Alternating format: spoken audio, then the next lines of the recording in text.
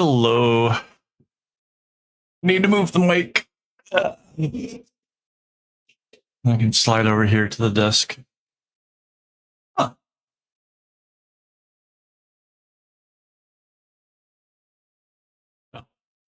It's like missing a clip. Normally there's 4 of these. And I only saw the 3.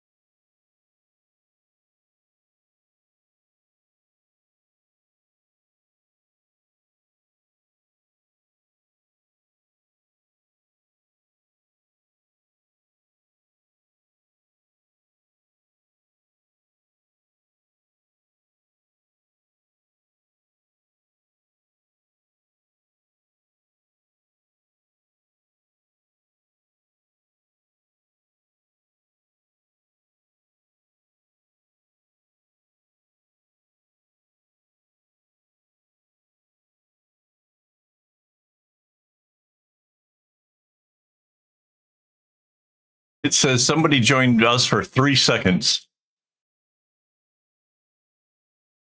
No idea what that was about.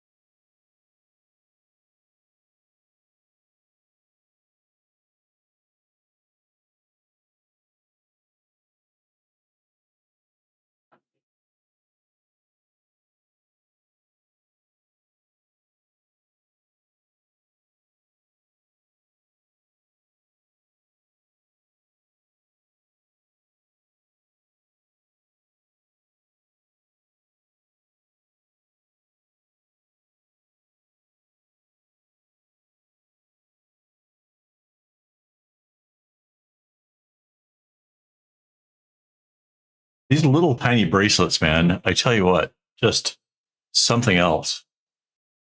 You get such a little bit of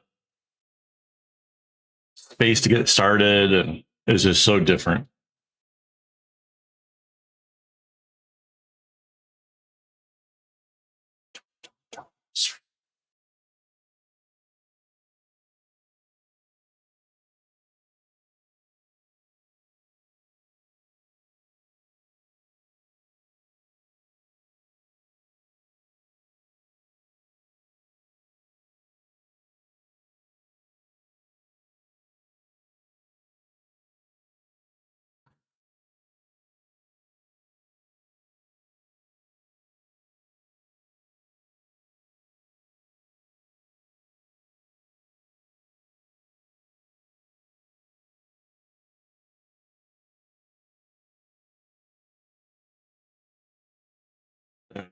Now we got both sides started.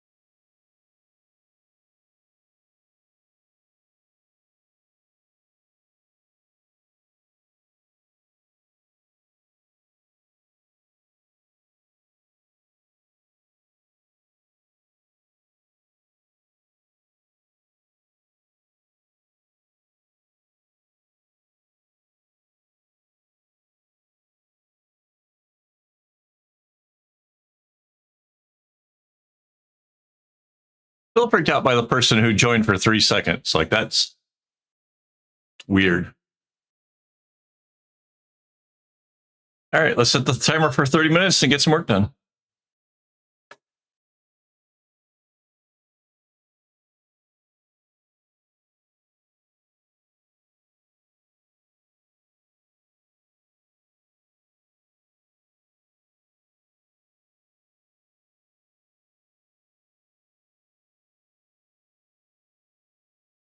I like this song.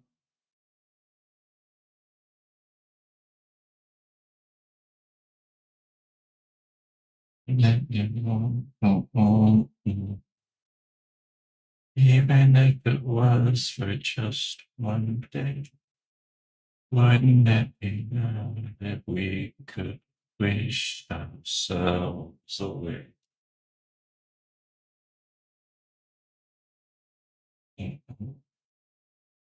You don't know how bad I got it. You got it easy.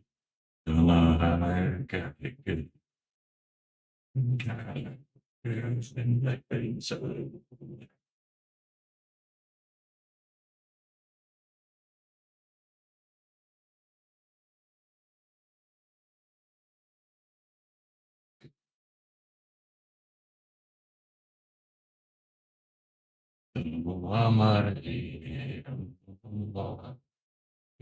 To be in your shoes, even if it was for just one day.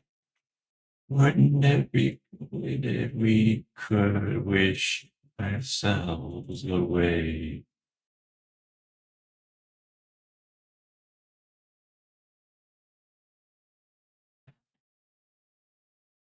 Screener.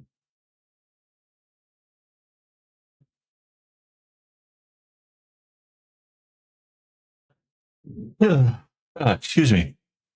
Jeez Louise. Oh, we got another visitor for 12 seconds. Well, that's average duration, so I don't know.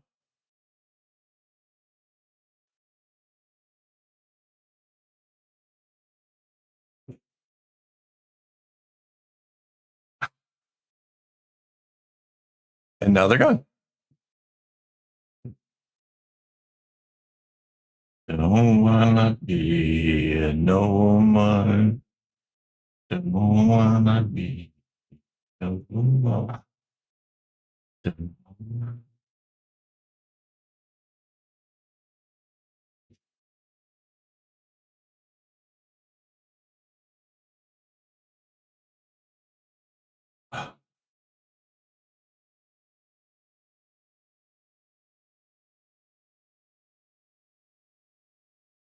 Love this song.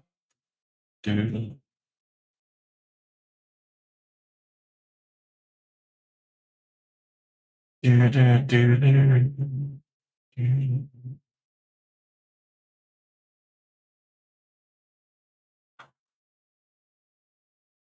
I like the start to this bracelet because we start out with the chevrons. It's making it a little bit easier than trying to jump straight into a crazy pattern. So I really like that.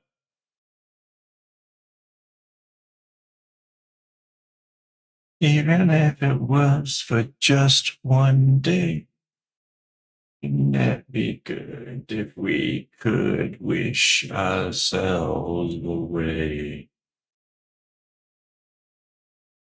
Wouldn't it be good to be on your side? You're just always greener over there.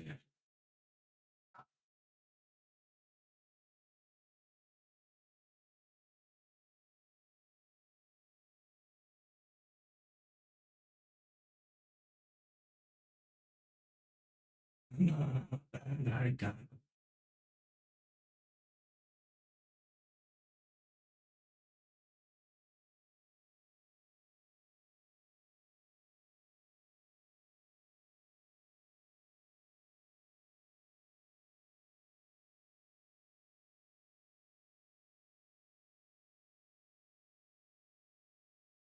So the confusing part of this whole make is going to be the fact that I did not do the colors at all like this in the pattern. So I have to like do a constant interpretation as I'm looking up at the pattern to see like which ones are what.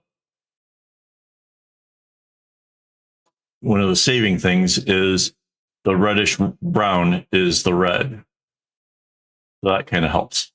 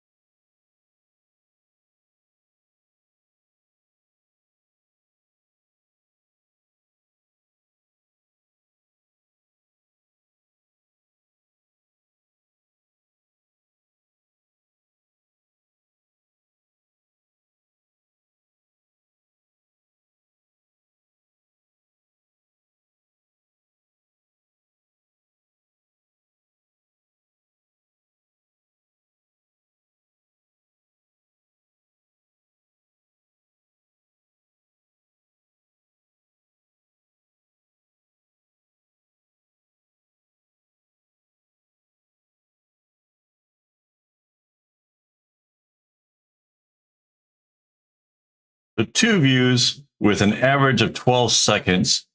So I don't know how long that second view was because that would be some weird math and I can't do in my head.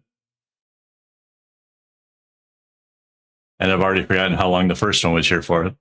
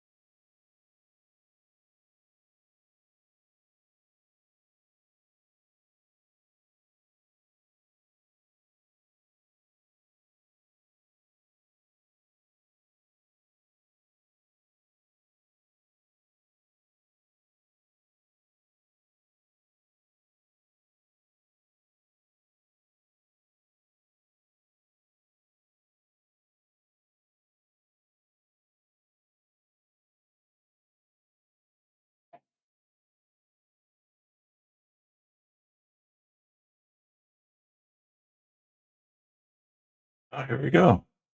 Yeah, they want to sexy, they want to live there, they want to play, they want to dance here, they family.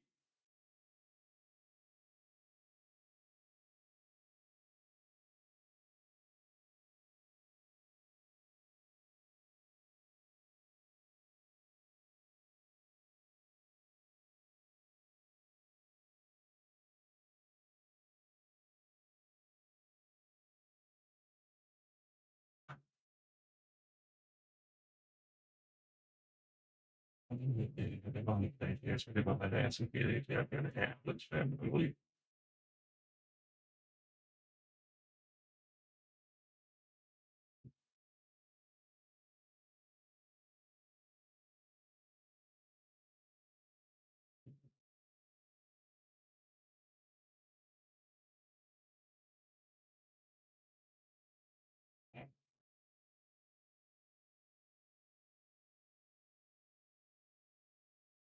They want to live, play how they want to play there, so they want to dance here, yeah.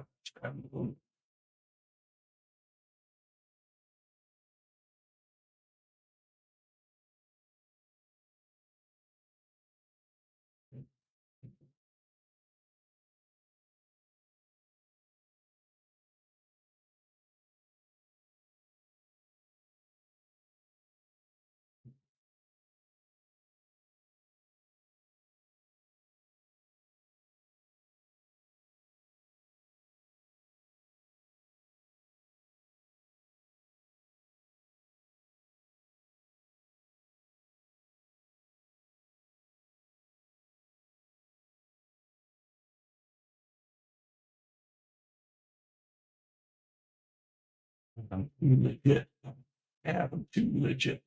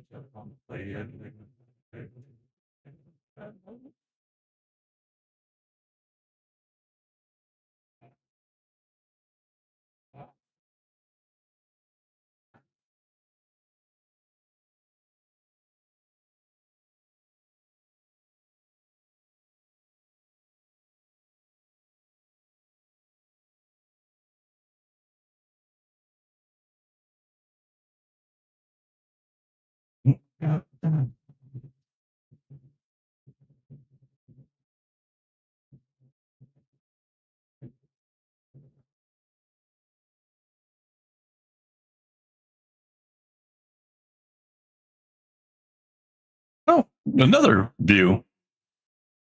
Hello. Whoever's joining.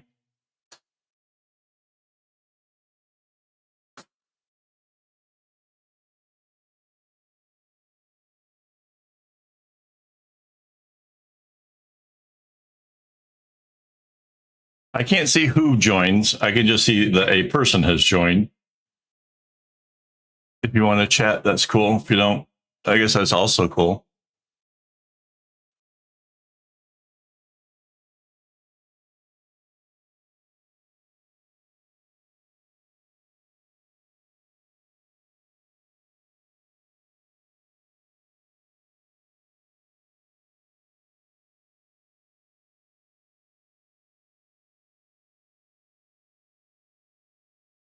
It's a tiny little bracelet I'm working on here.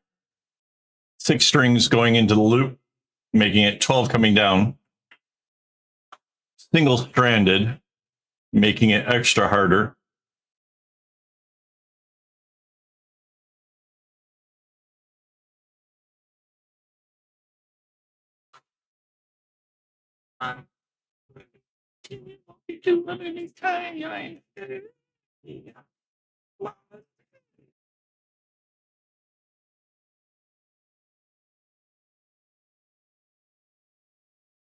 Now, how is it that somebody came in and it still only shows 2 views? Oh, there. Hey, Sylvie. Now it says you're not there. Yeah, I decided instead of doing the reds and blues and all that, I didn't like it. I wanted to go with something a little bit more down to earth. It's a really pretty pattern. So hopefully this really complements the pattern itself.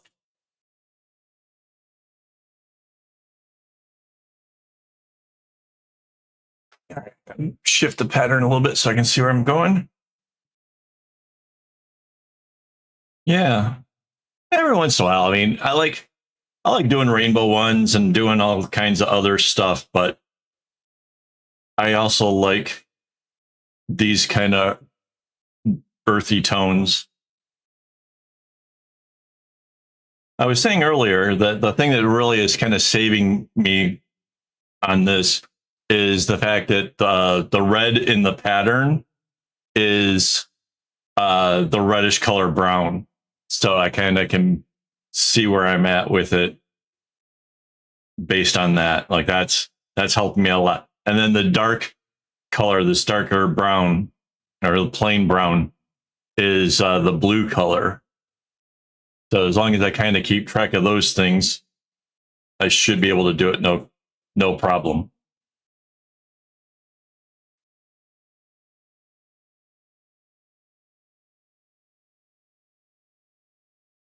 Yeah. And I think when it comes to the people purchasing, like there are going to be those that love the bright colors, and like there are those that are going to like the pastels, and then there are those that will really gravitate towards something like this.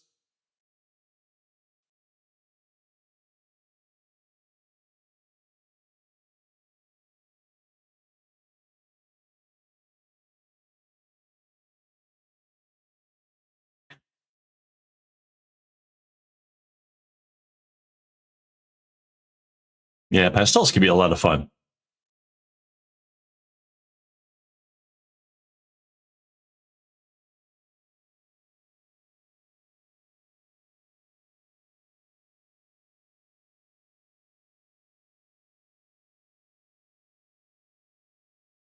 Yeah, so there's always going to be colors that maybe you don't enjoy that somebody else will love.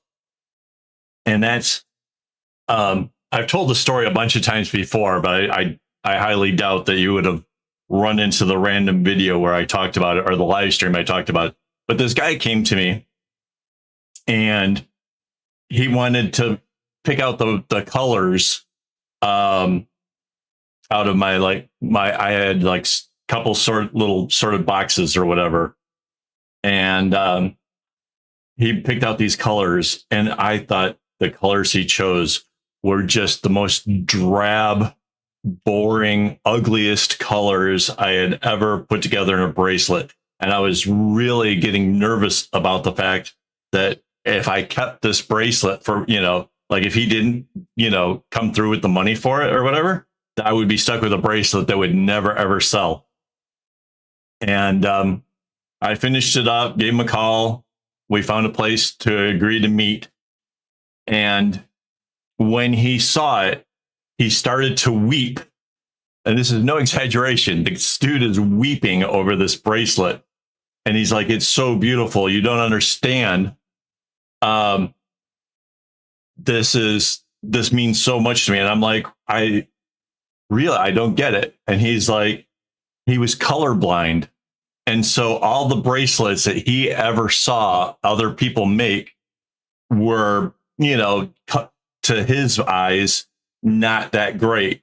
And the fact that he got to choose out the colors and, do it his way or whatever, he was like totally blown away by the bracelet. And I kind of realized after that, like there's always going to be a bracelet for somebody.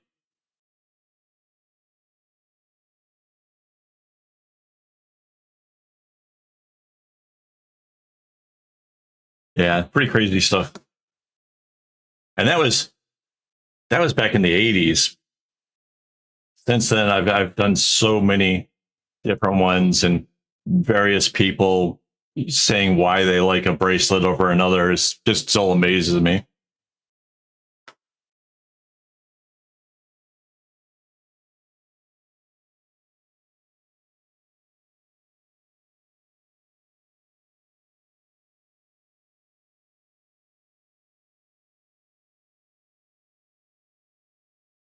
Yeah, so my new craft, this is the bracelet where it's we flipped it and flipped it again.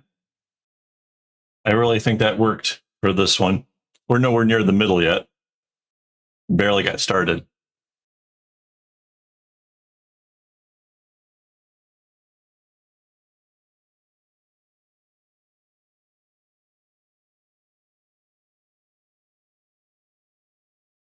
Do, do, do, do, do.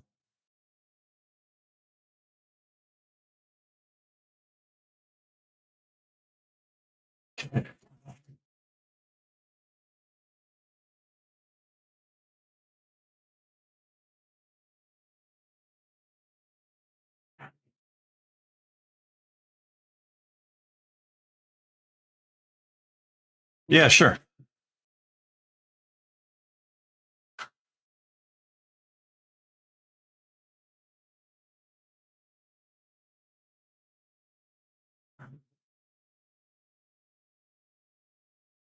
And she's playing. So I I'm imagining a dark lit place or your place or my place. Well, I'm not very alive, but I seem to be struck by you. I want to make you move. Stay.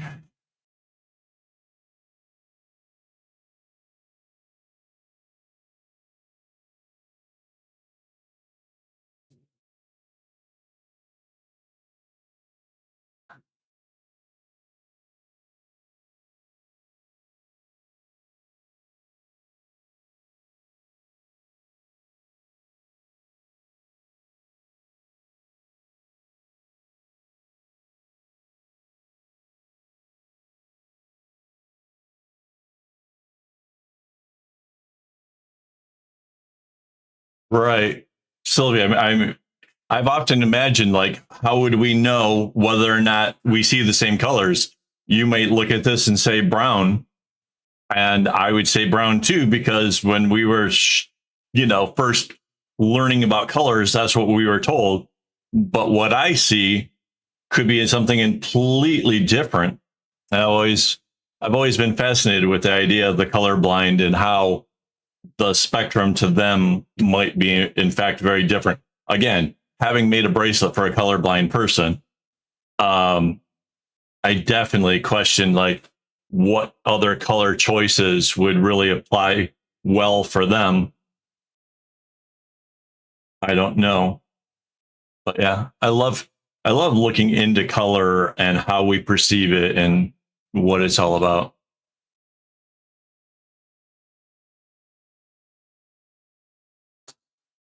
But yeah, yeah, um,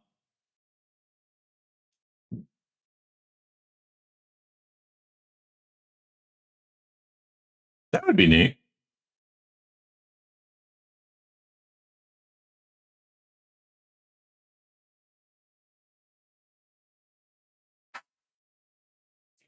So, my new, you're off work for the day. That means you're done for the whole weekend and stuff.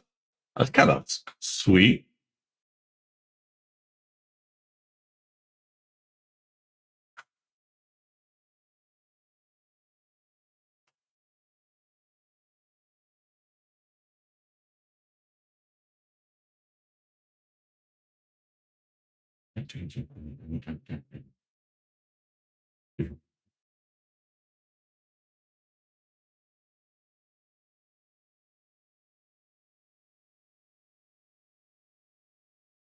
Right.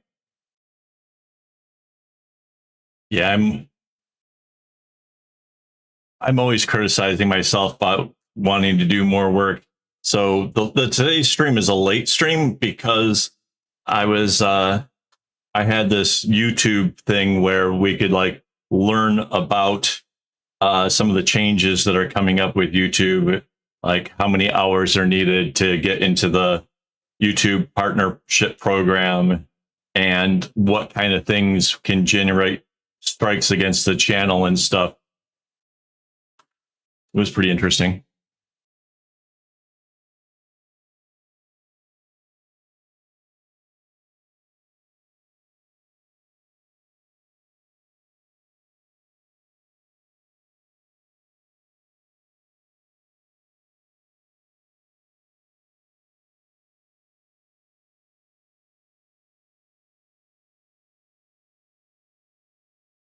I think I found a really good groove for making this bracelet. Like, as far as like segment knotting goes, it seems to be really working out for me. I didn't deliberately make it go to the right, which is my favorite way, but it does. Like, most of the long lines are going to the right.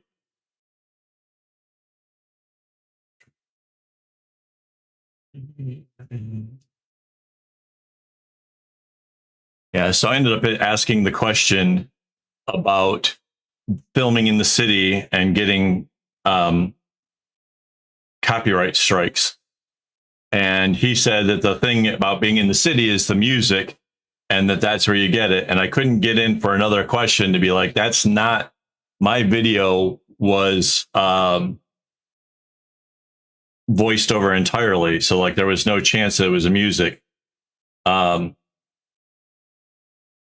and it was more likely because I was in the, very popular area, Orchard Road, where all of the big shops and Louis Vuitton and all that stuff is, that something along those lines is what gave me the strike. But I want to know, like, what constitutes, what can I get? Yeah, it was a long time ago, but it's really made me paranoid about going out and filming in public. And that's what I really, really want to do, is occasionally show off places and possibly make bracelets in public spaces. But I don't know where the boundaries are. Yeah. And so I thought that going to this online whatever thing would help with that. Um, they kind of covered a whole bunch of other stuff that I wasn't really familiar with, but yeah.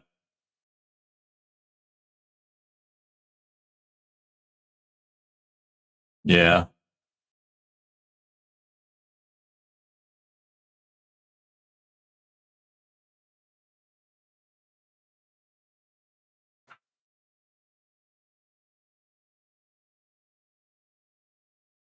Yeah. And so when they got that strike, um, they never even said in it like what it was that was wrong. Like they never, it's just a strike and that's it. And then like I guess it goes away if you don't do it again in another 90 days or whatever. But and I didn't. But I still kind of want to know more about like what the where the boundaries and stuff are.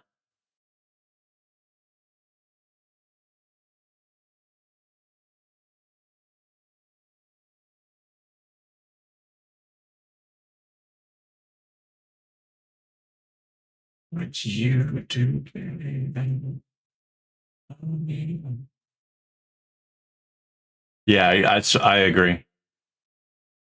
Yes.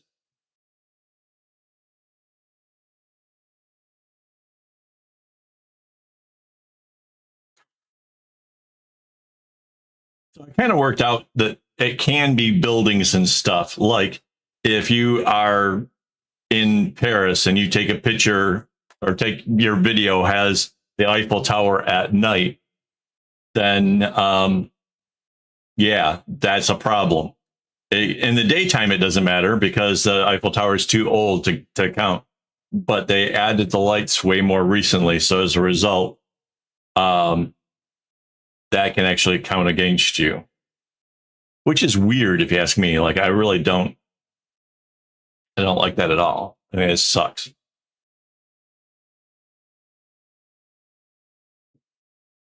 Like any movie you see where they're like going through Paris at night and stuff, yeah, they actually have to pay.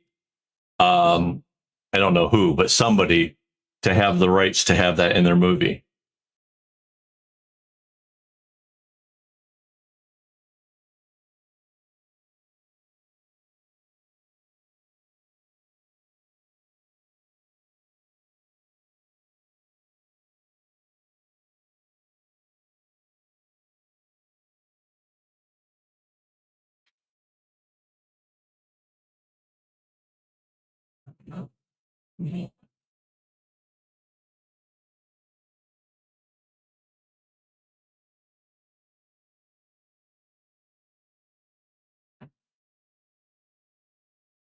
Yeah.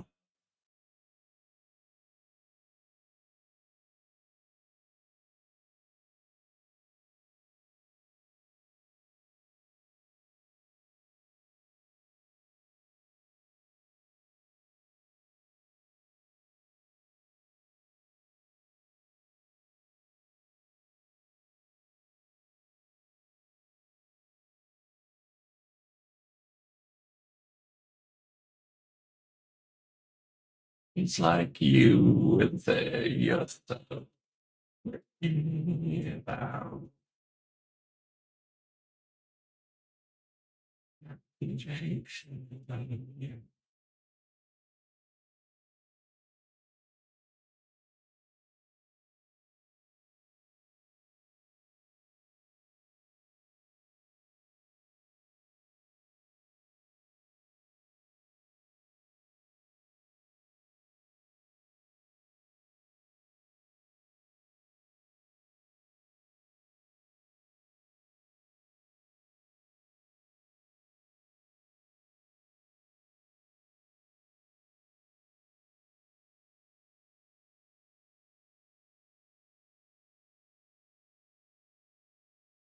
wow,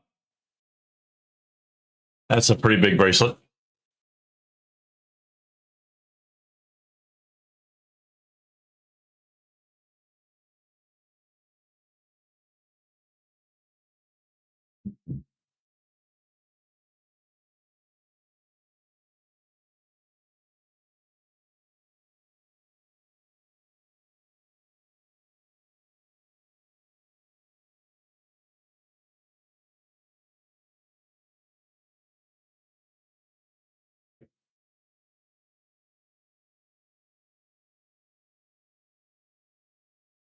2, 3, 4, 5. 2, 3, 4, 5.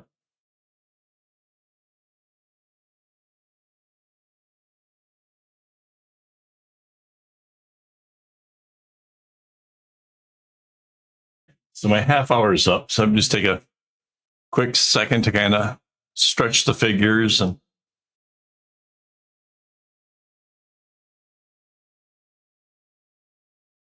right on.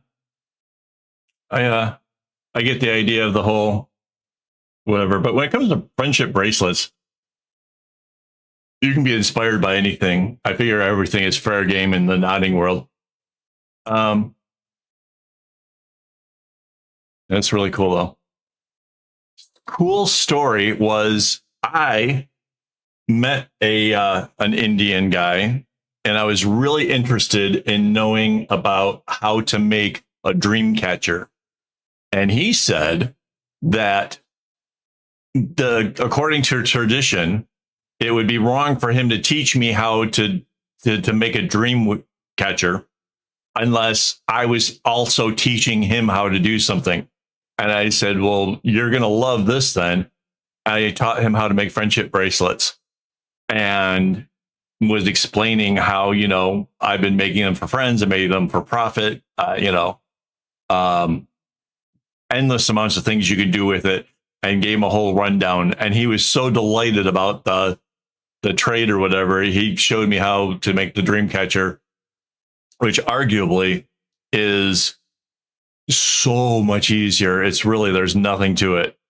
And now with YouTube, of course, anybody can go and look up how to make one, and it's out there. But I actually learned from a Native American, and he was making them and selling them. And one of the things he was doing as far as making and selling the dream catchers, was he was raising pheasants.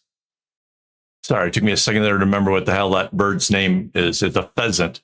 So he raised them, and breeds them, and the feathers that come out are the feathers that he uses to hang off the dream catcher. So supposedly, like, it blacks out bad dreams, and good dreams get caught in the web and kind of filter down to those feathers and make it to you. So yeah, I thought that was really super cool.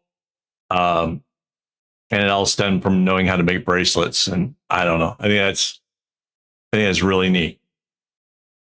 Yeah.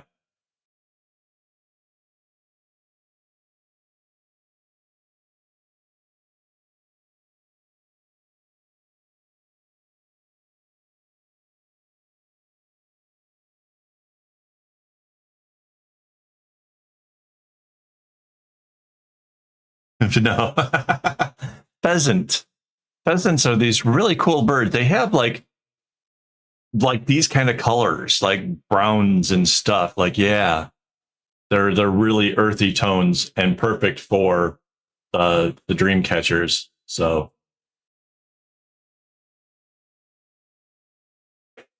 isn't there like people actually eat them? I'm not 100% sure, but I kind of feel like it's on the plate of somebody.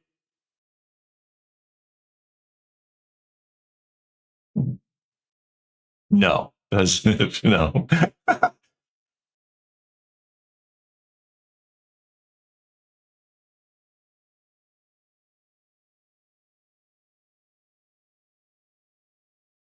That's what I thought. Like, they're really small. Yeah. Yeah. But they're smaller than a chicken, right? I mostly just saw the real young ones at his place. and they were really tiny. But I don't know how with the full size pheasant. Well, no, I have seen them. They're like a chicken size almost.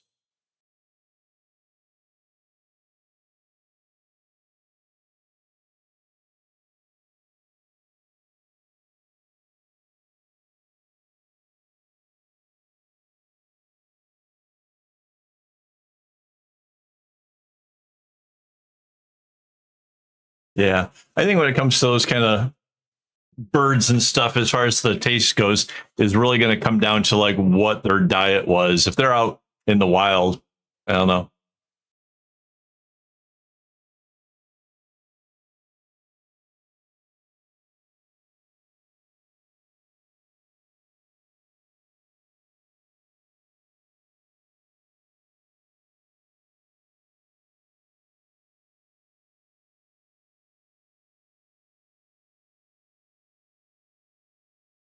Hard line after hard line. Yeah, they took turns. So we're almost sort of to the middle. 30 minutes into this thing. Let's do another 30 minutes. Hang on. A little drink first.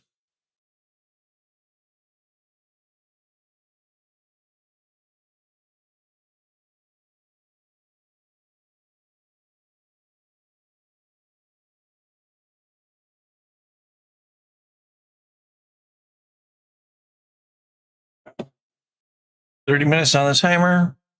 Record. And here we go.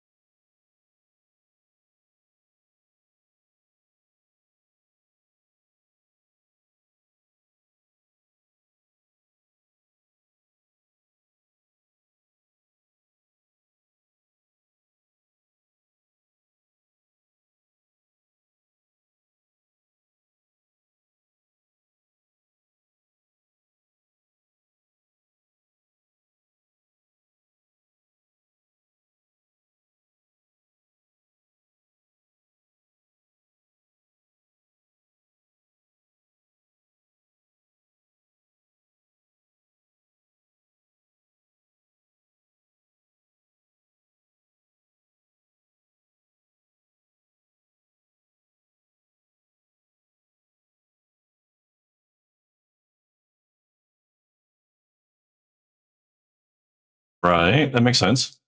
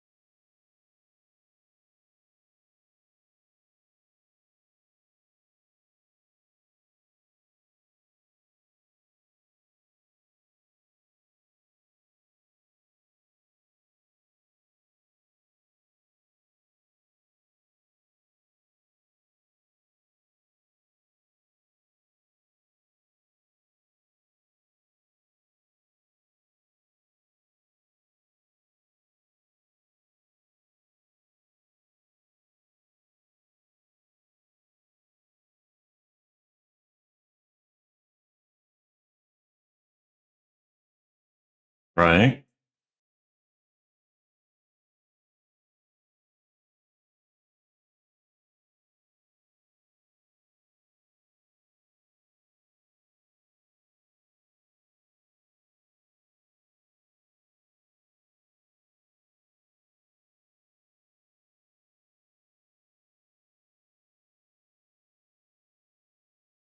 Wait, is this where it switches?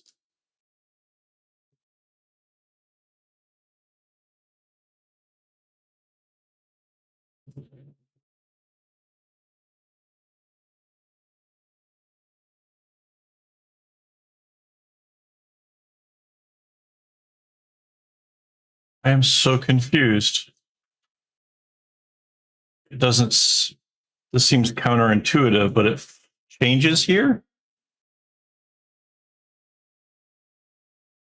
Is this wrong? I'm just going to follow the pattern, see how it goes.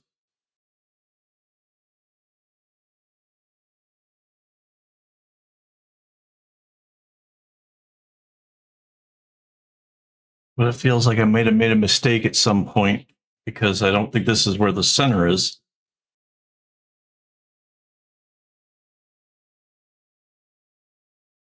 But it switched sides,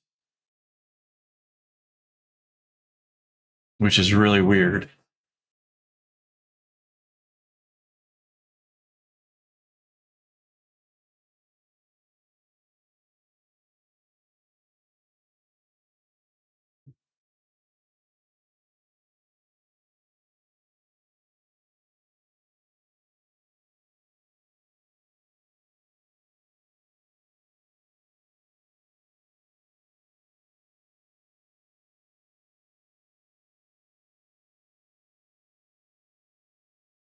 Oh, it has to be wrong because the red in the next one goes to the right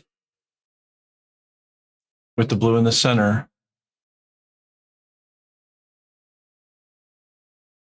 Okay, so I'm going to correct that later.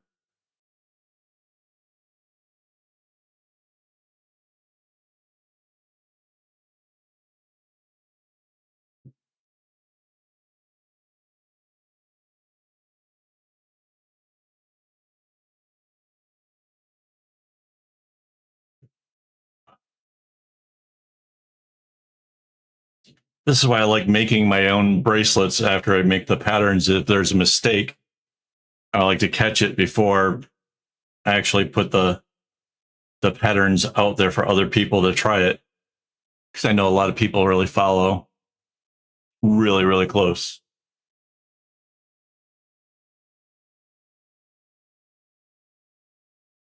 Okay.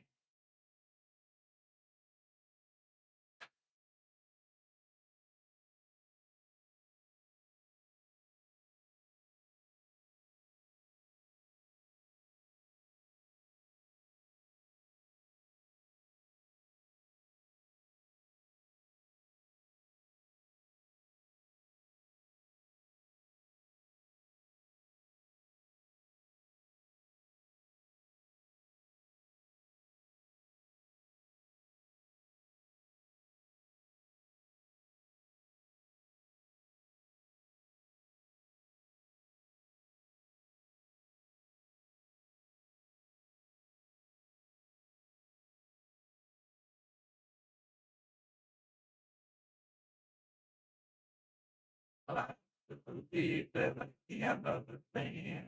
I believe that I can.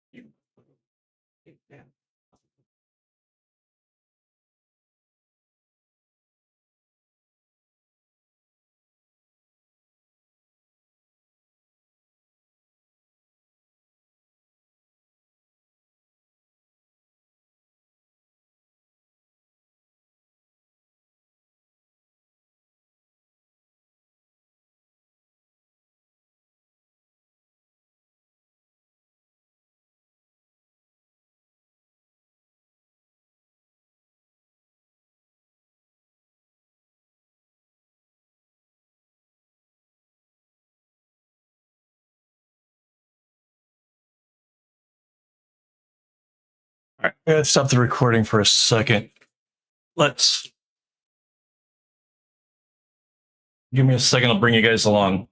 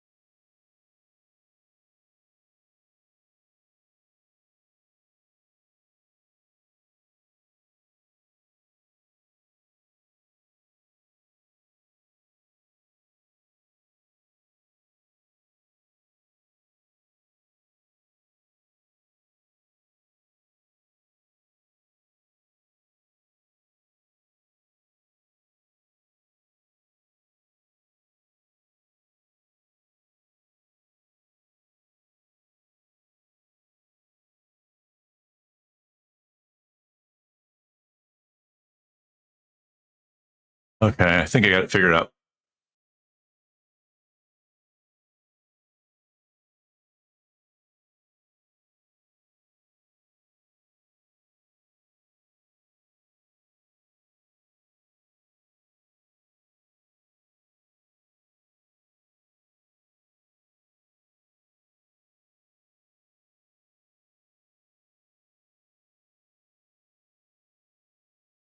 Yeah, it's kind of neat, right? But yeah, there was something broken in it. I had to fix before I could go any further because I'm petty like that. It has to be right.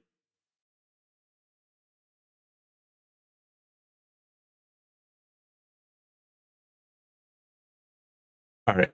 I'm going to take a quick break here. I will be right back.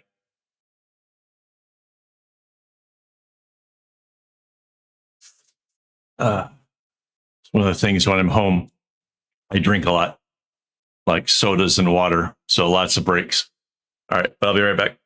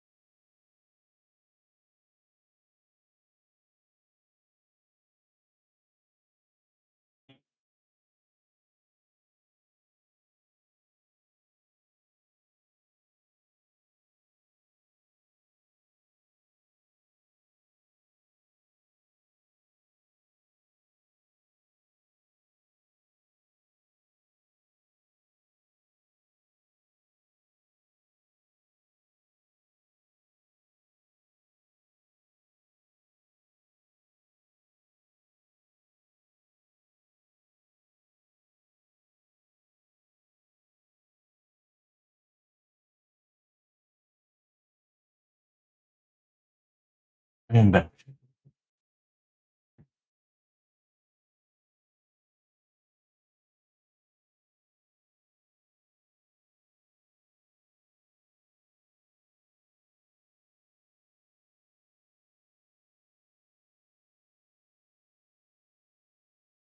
I got this like coffee candy. For some reason, it's being really difficult to open. Good thing I have a pair of scissors that are dedicated to any kind of nonsense. I still wouldn't use it for wire, but candy and that kind of stuff is fine. All right, so I know where I am in the pattern.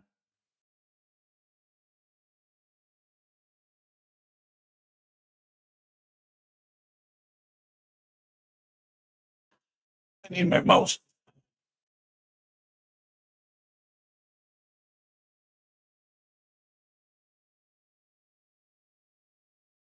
So blue went all the way to the side.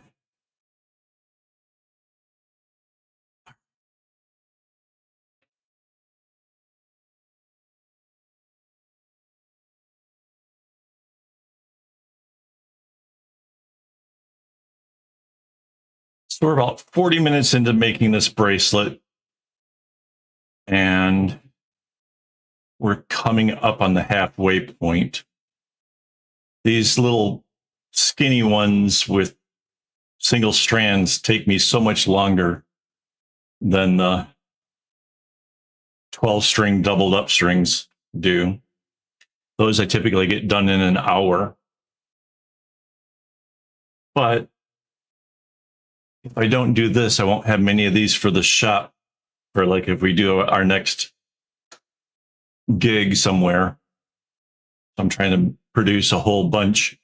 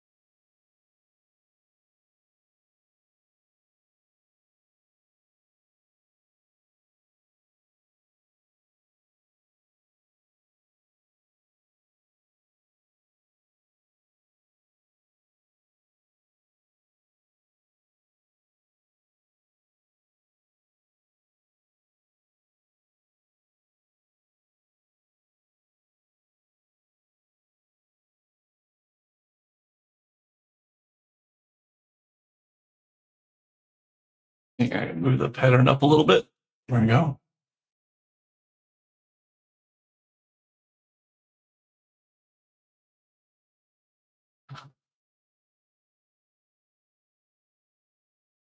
I don't know how that's working on the private videos anymore. That's really cool. That could be bad for my recording. I have to make sure that the things that I've used don't show new subscribers when I'm recording. So that's weird. Is it this one, Sylvie? If it is, I'll make sure I share it as soon as I get done. I like to test them out first. Make sure I didn't make any boo-boos.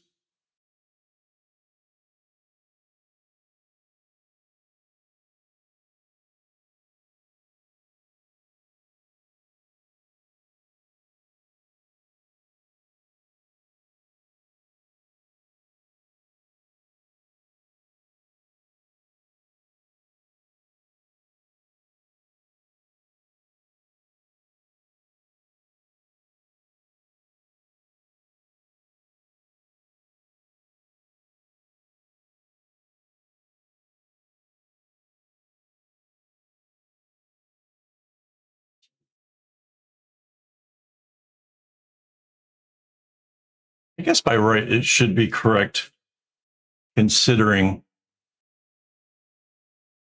I'm to the halfway point. The rest is just a flip. As soon as 25 minutes, I get done with this recording, or unless something else happens, I'll share it.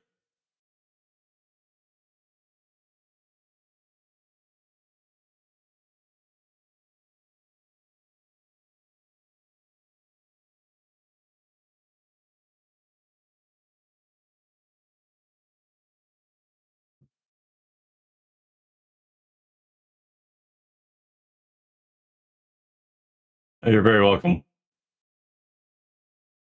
It's the least I can do for my members. I honestly, I always want to do more.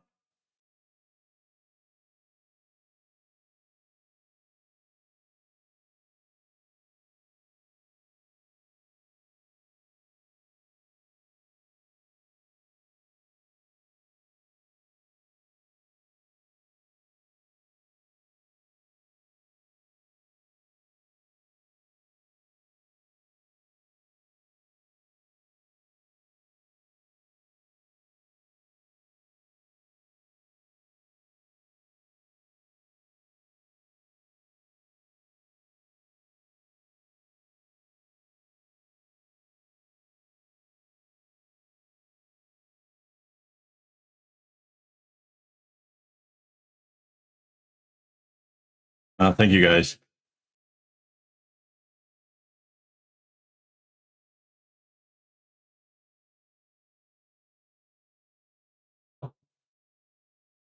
Slide that up a little bit.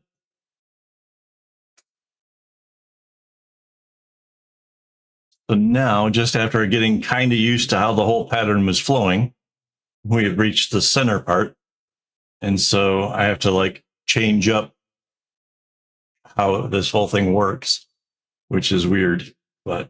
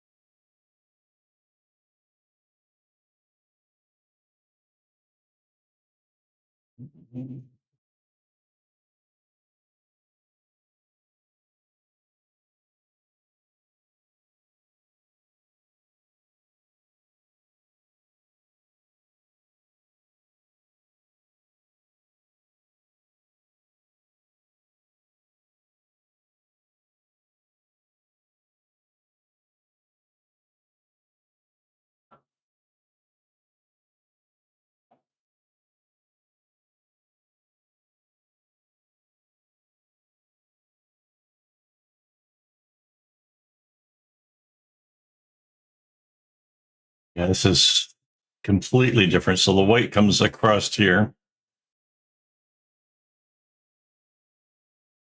Not exactly white, it's beige, but in the pattern it was kind of white.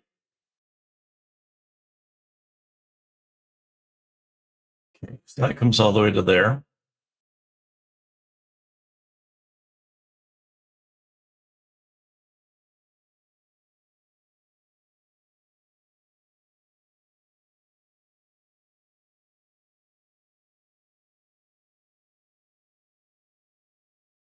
Yeah.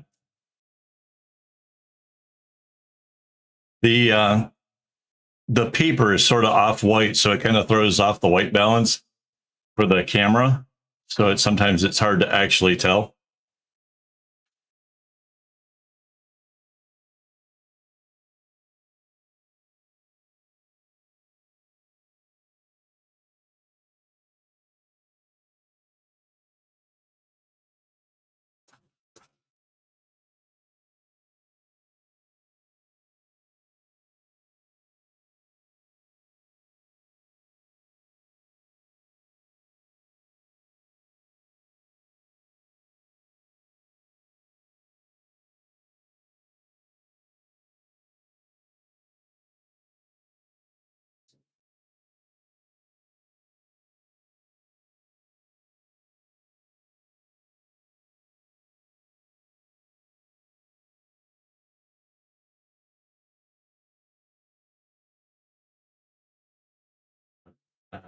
And I know it's the sun that instantly so attack in a body. I like getting fat, relax, people on it. My passion is the passion for the vision and it. The kids are coming by just to stay in that clip.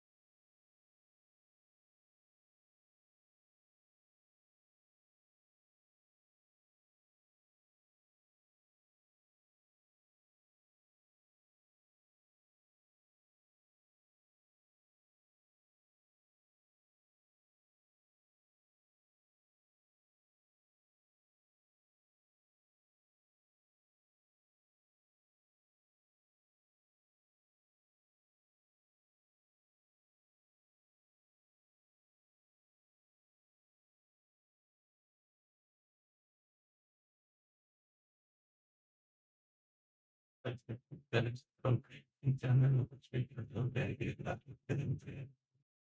Getting is into music and make it land and make book. I come back to work at which work is in the neighborhood. Or,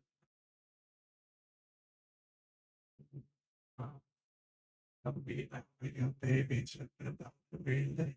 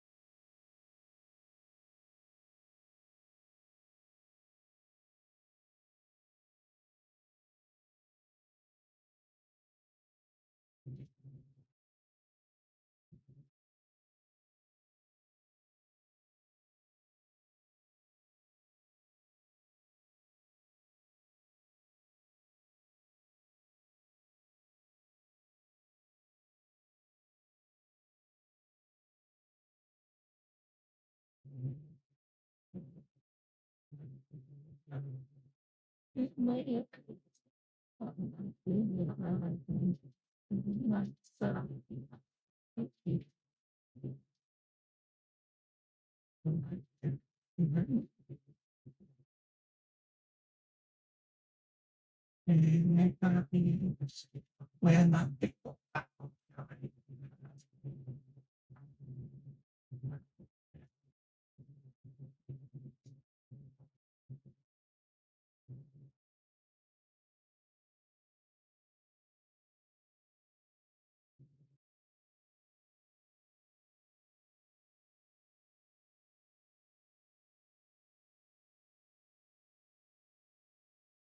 Oh, come on.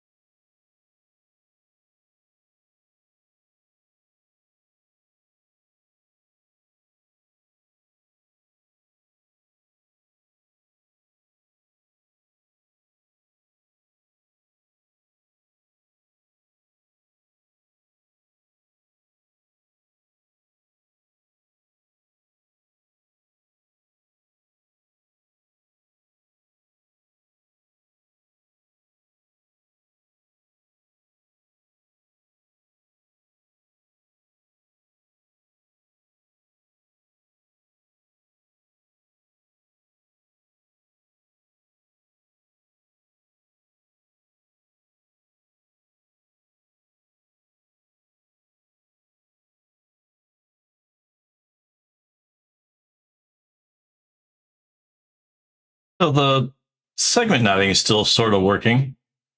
It's just different. And I'm just taking a minute to get kind of used to it.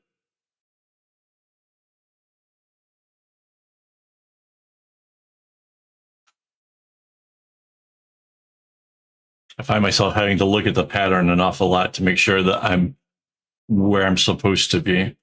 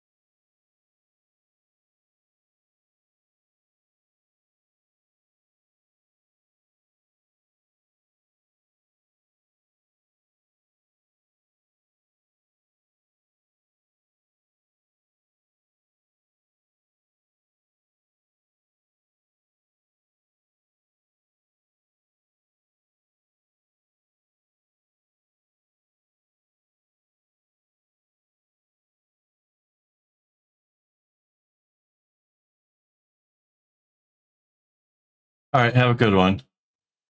Take it easy, my new.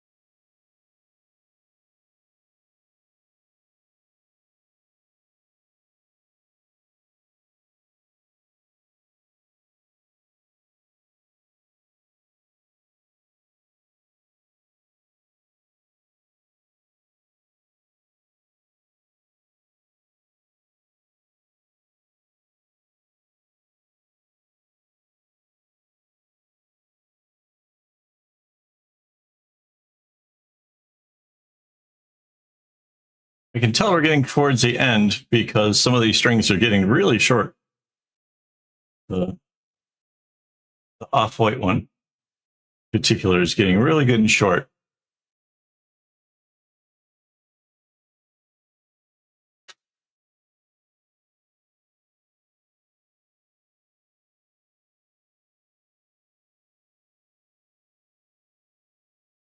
All right, that was 30 minutes.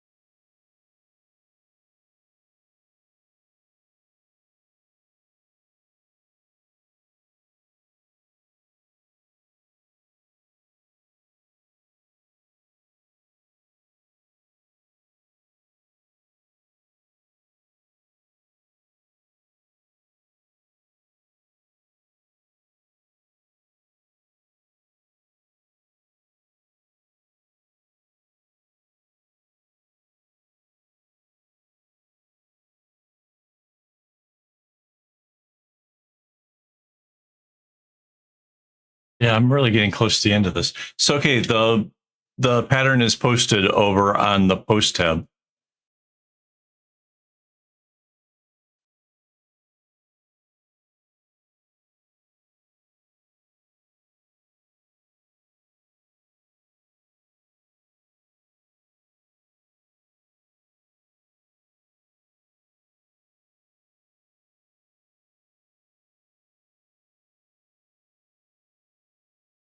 Too cool.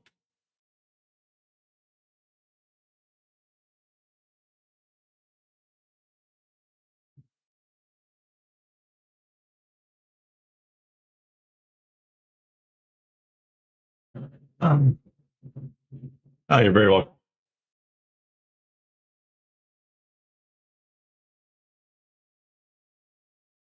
I figured you'd need the pattern to look at to see how many colors you need of each one and stuff. So the sooner you had access to the pattern, the easier it'll be for you to figure out what you want to do with it.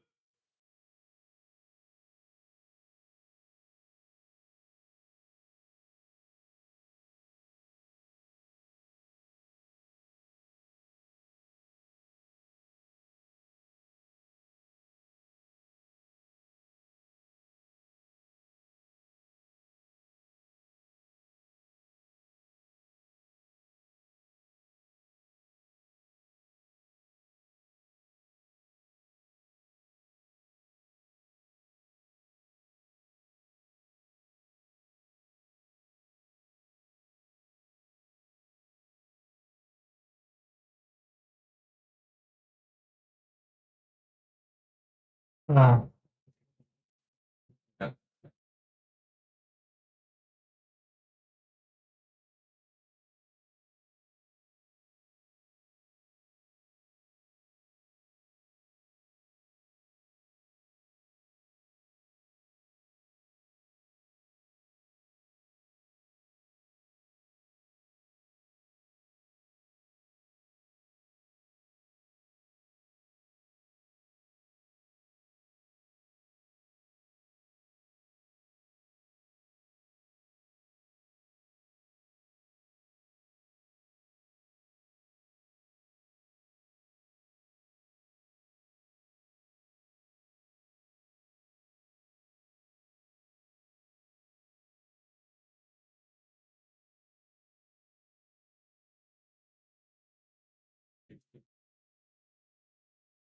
Cool.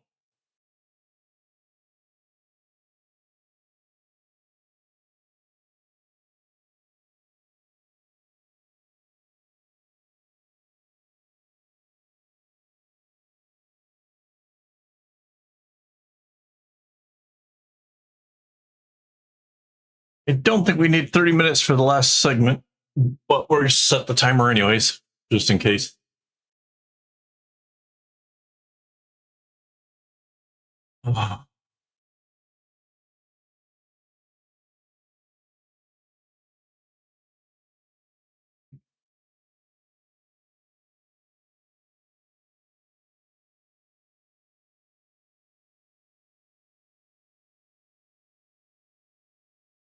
It's funny that you picked up on it looking like waves.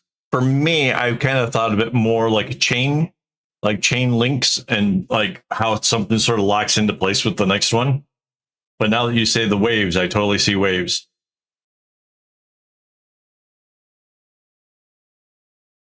It's one of those things where it can be whatever your imagine picks up on, which is the fun part of designing stuff.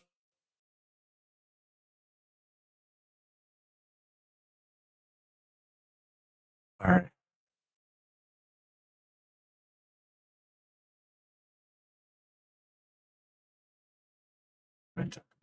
Pop music.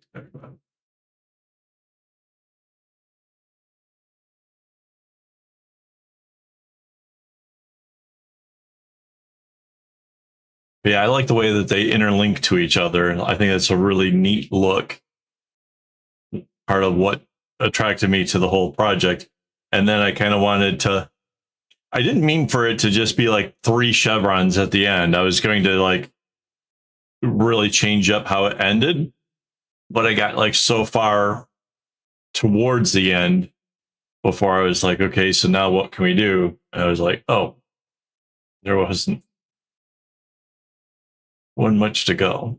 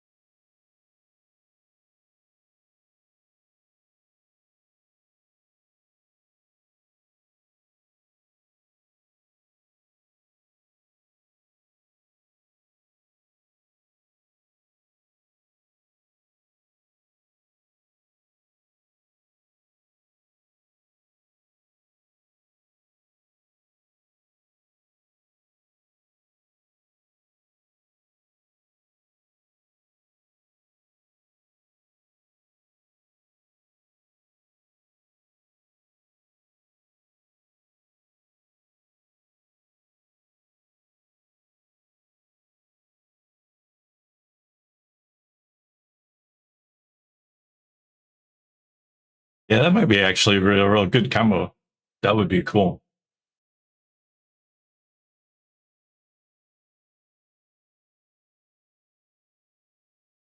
Right on.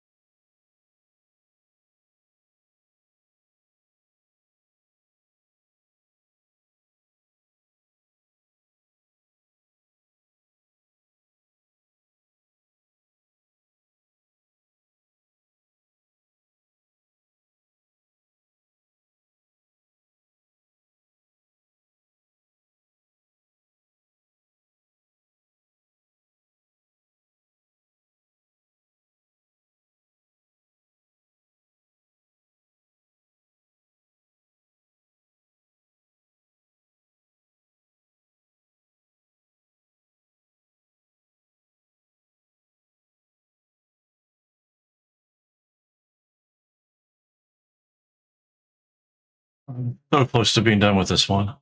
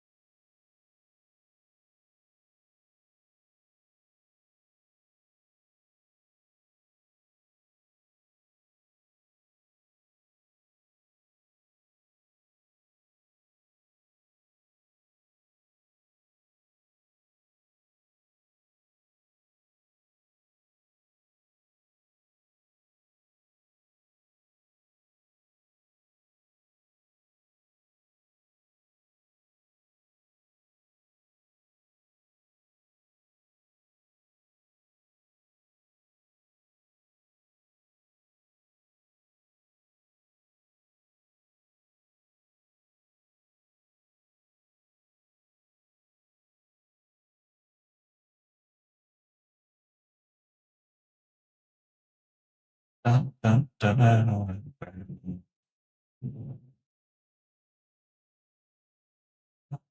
dun, dun, dun.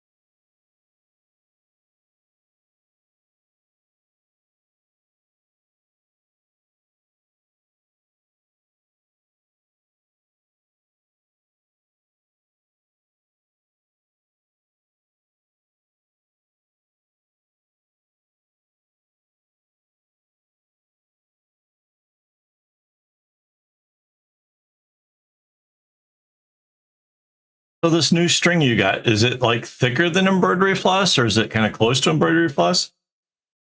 Like what's, is that that crochet stuff? Because that stuff works.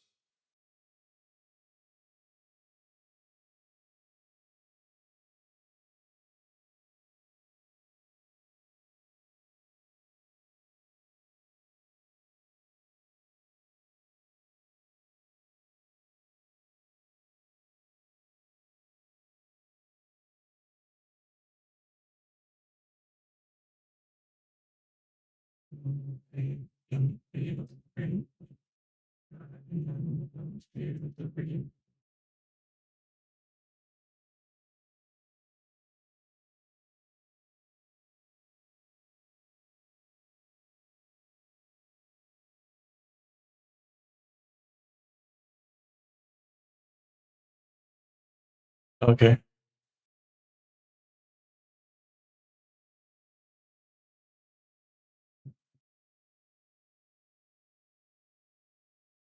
Right. Yeah, I experimented with some of that stuff. I found that there wasn't a whole lot of color combinations. That was kind of a bummer. There's not a lot of craft supply places here in Singapore. So you kind of limited to whatever they carry.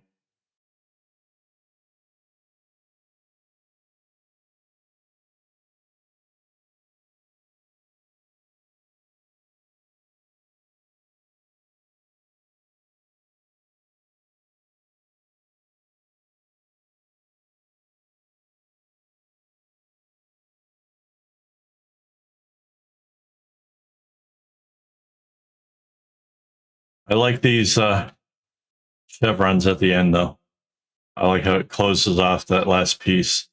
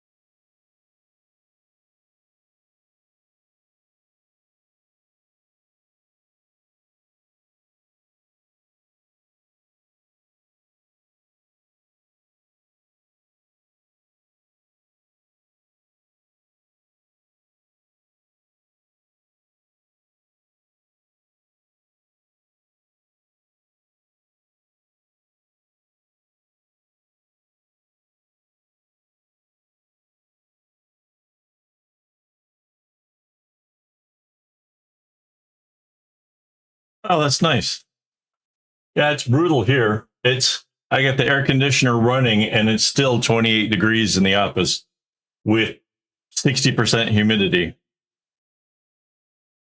I'm having trouble with the glasses running down my nose.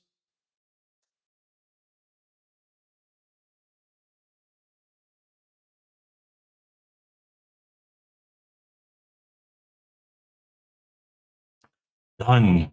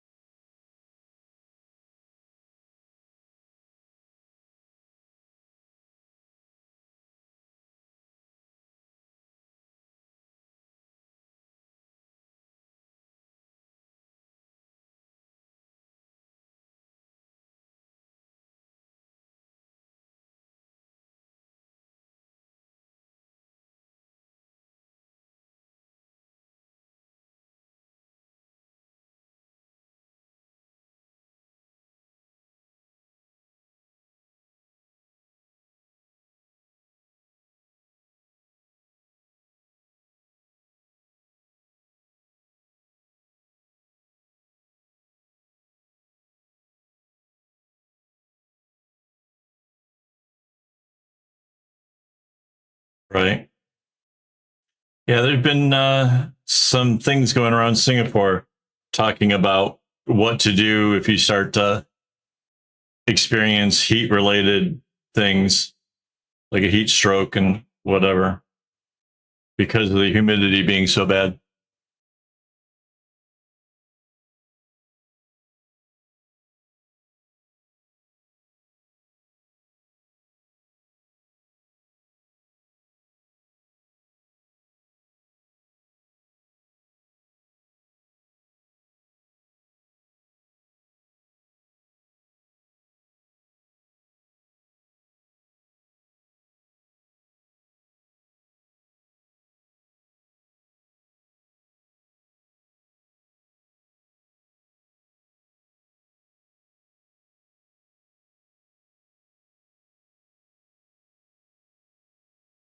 Yeah.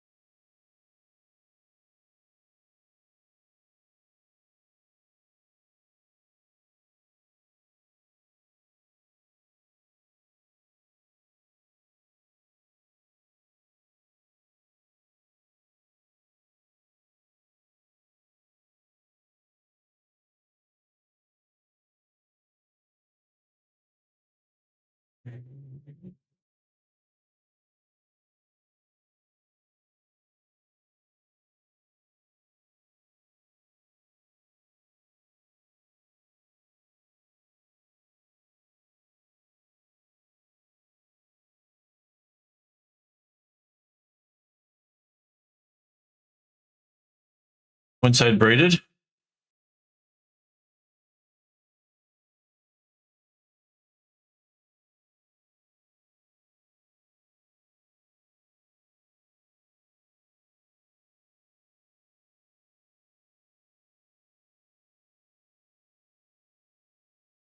Wow. Yeah, we don't quite have that going on here.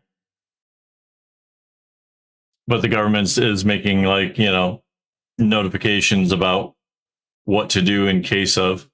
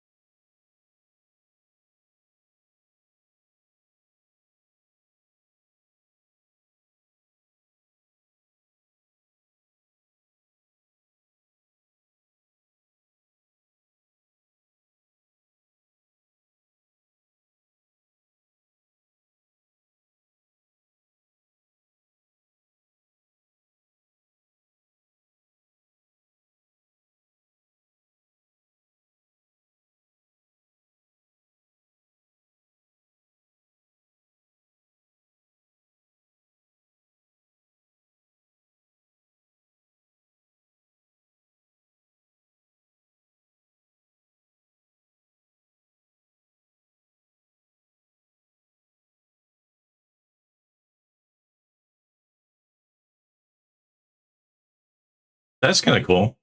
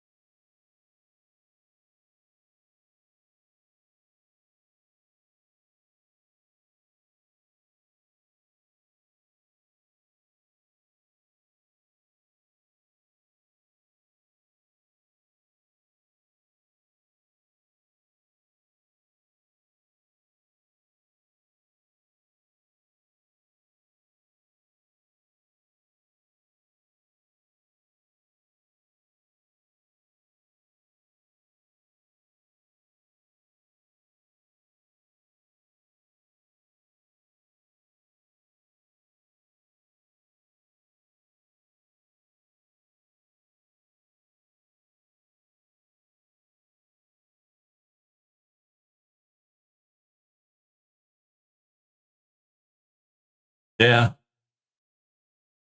like around an hour and a half ish. I don't know. I have to check the videos because we stopped the one video because of the error. So, but yeah, I think it's around an hour and a half.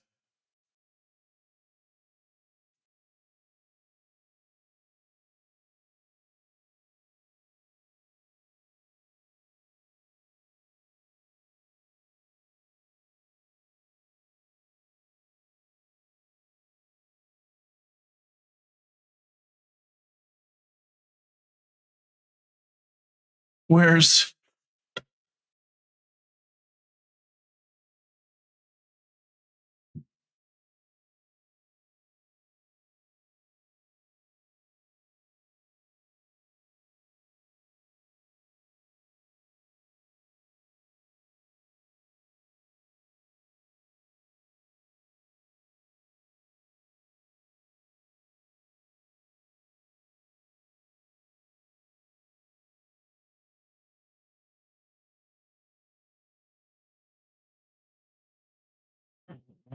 video for the reveal?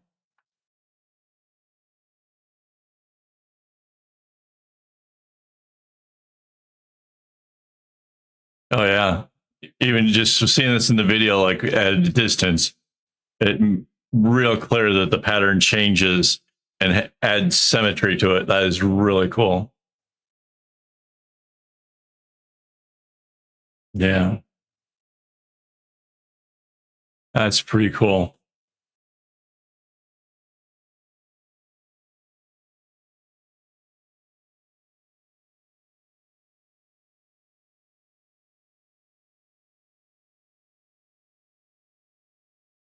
Mm, no, because I wear my bracelets so they wear out. So like for me, it has to be something um that I just really like. I don't if I was like changing up stuff, then I probably would, but I wear things until they're dying.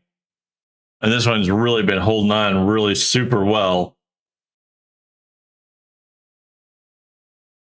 So I'll probably have it for a while.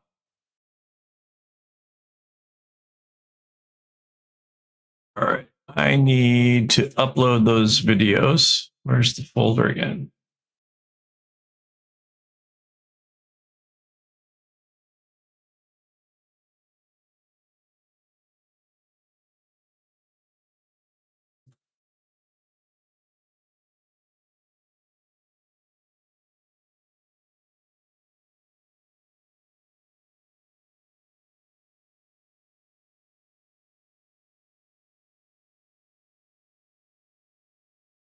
Yeah, that's kind of cool.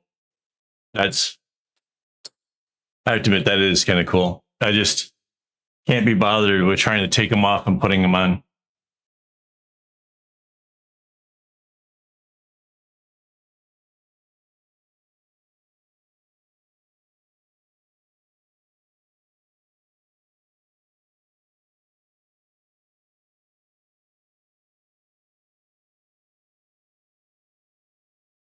Ugh. I would go for the idea though of being able to change these things out on my phone. That would be kind of really awesome. But I made this one kind of anchored to it, so deal with that.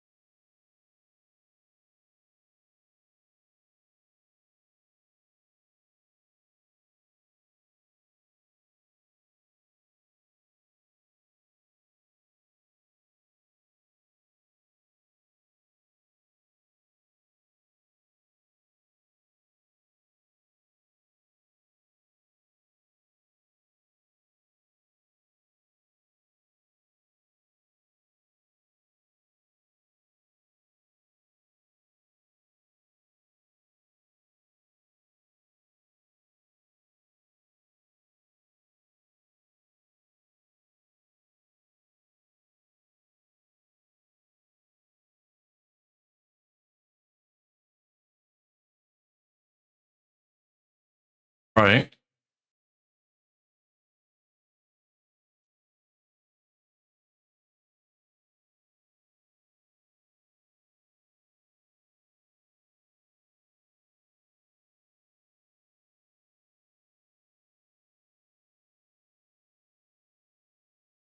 All right. I'm tempted in starting the next bracelet. The next one's going to be easier.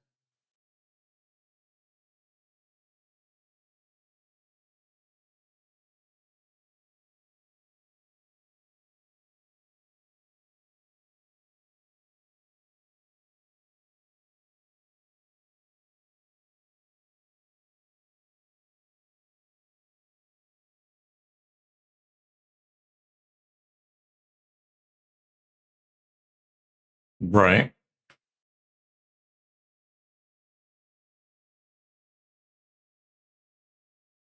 It's really pretty. I like this.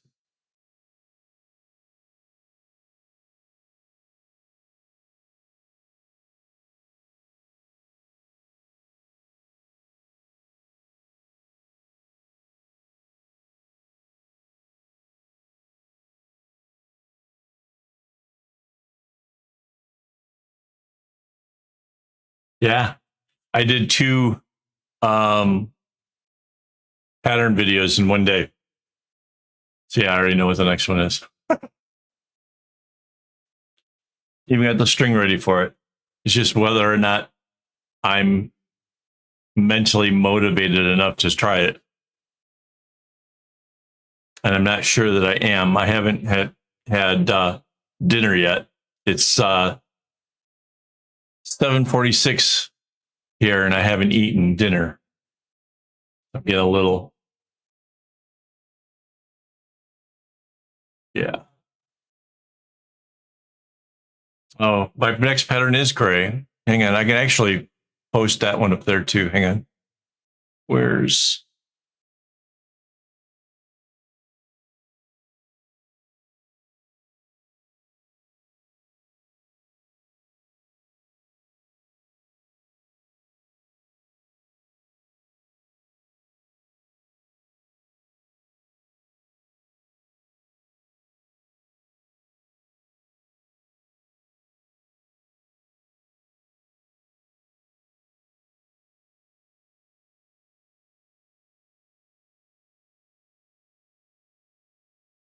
just put it in the thing.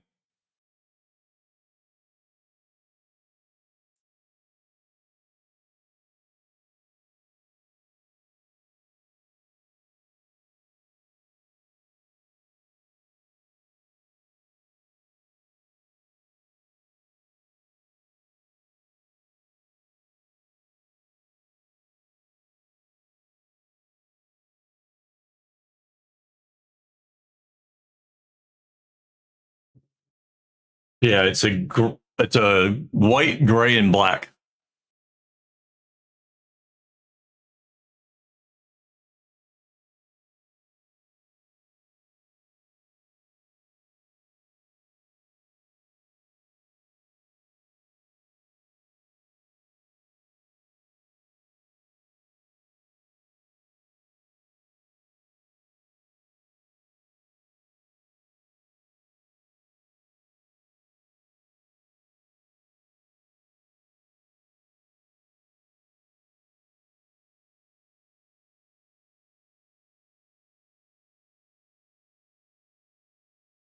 Oh, it's I posted the picture in the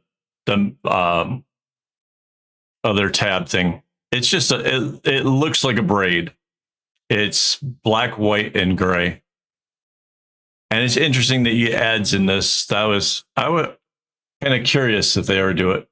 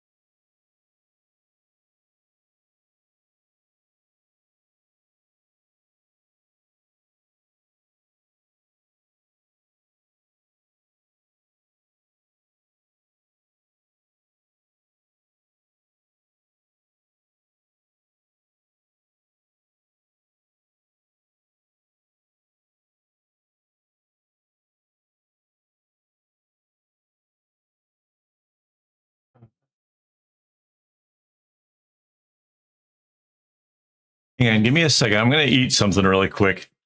I just sort of get something together fast, and then I will. I'll make the other bracelet.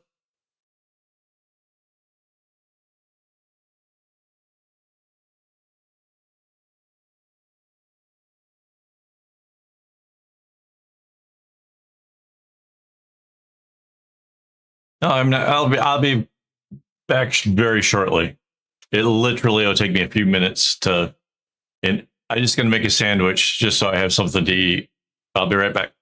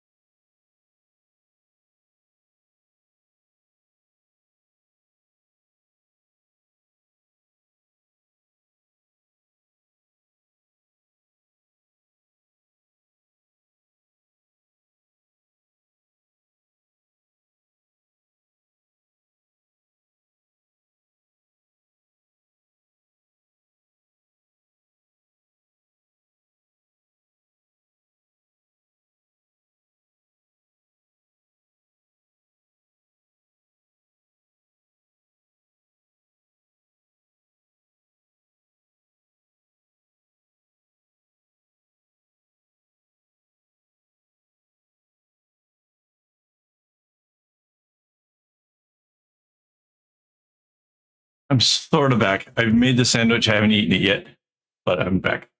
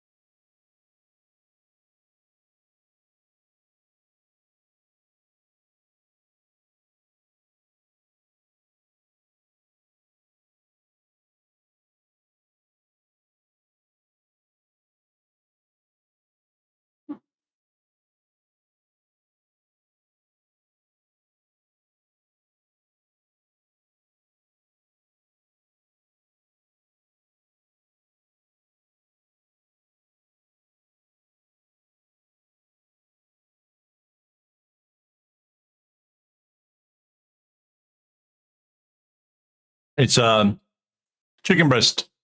Mandy buys it for me where they're already pre-cooked. All I have to do is microwave them because they're frozen.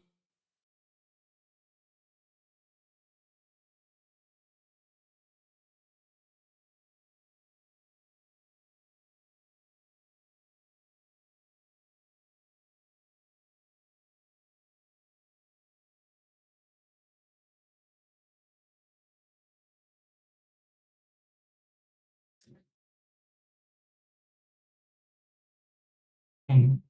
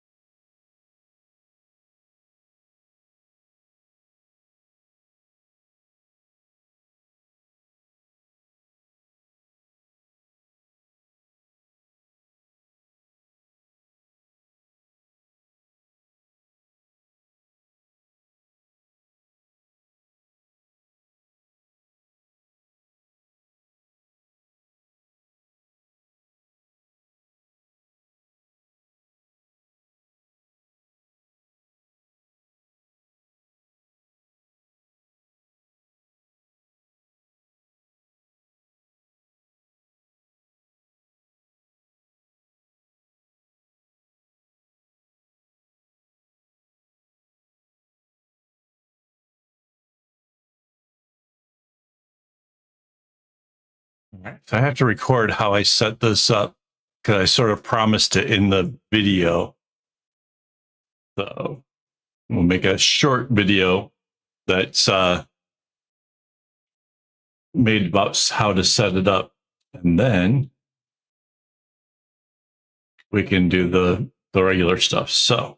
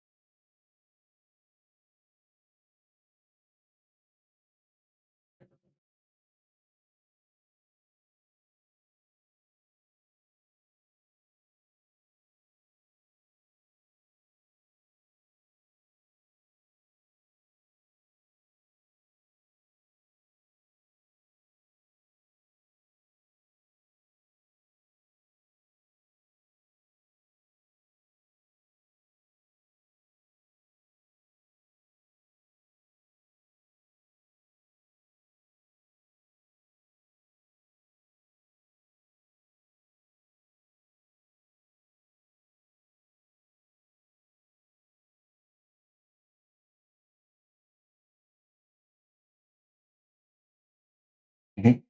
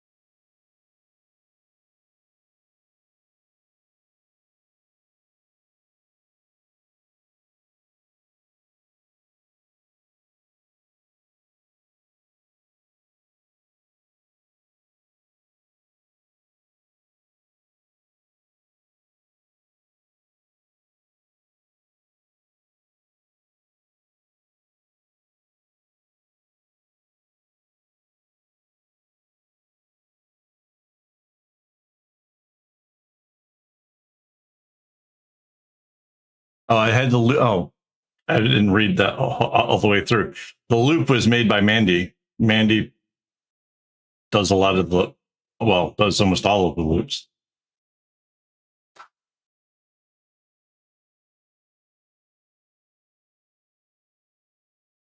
We have a system where I have these little baskets that I put a post-it note clip to the outside of it to say what the pattern and stuff is. And then like I hand off a number of these baskets at any given point to her. She makes up the kumis. And that way I can kind of keep functioning as a bracelet maker and not have to worry about all the other stuff.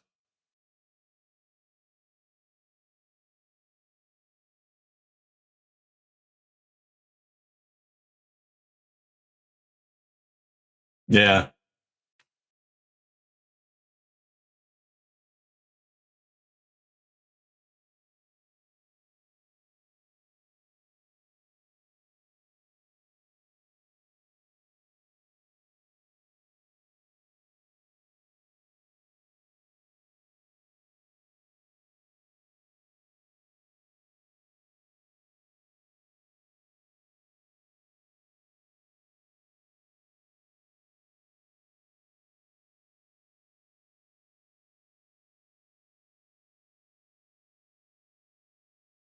Yeah, I can't remember how many little baskets we have. I want to say there's probably 20 of them. And there was once a point where a lot of those baskets were filled with stuff. Because I did the ornaments were done so far in advance. Like the first ornament was like right around New Year's of that year that I shared it in November. So like members had access to stuff that was like super, super old, which was really cool. Yeah.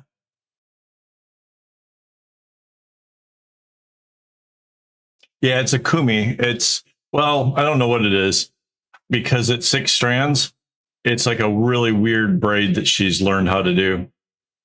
But she used a kumi disc to do it. I don't know. It looks impossibly complex. But I don't think they call it a kumi because kumi start at 8 strings. So these little 6-string ones are weird.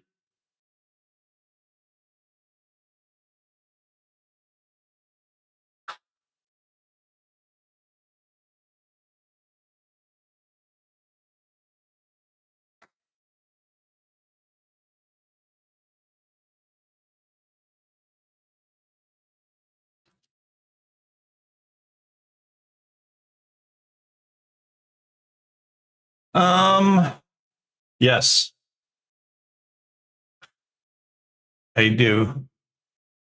The Chinese lantern one. Yeah, I made a whole second one just so there could be a video about it. I'm pretty sure that's what happened. I know that I wanted to have 2 to hang up, but I'm pretty sure that the second one was all about the video.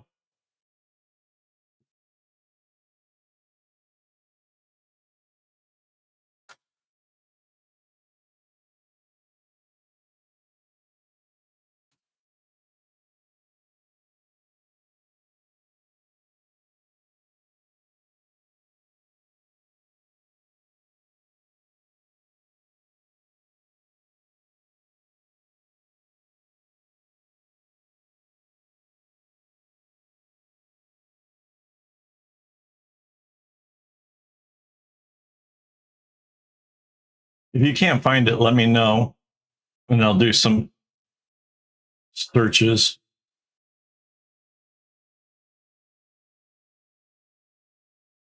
I'm definitely curious now.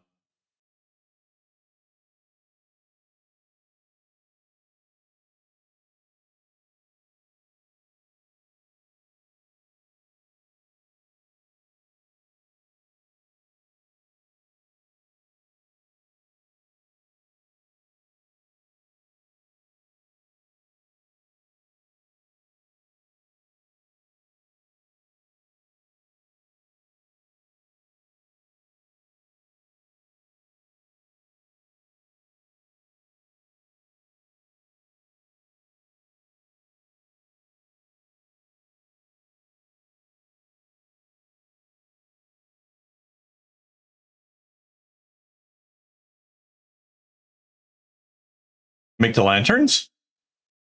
Ooh, that's a good question. I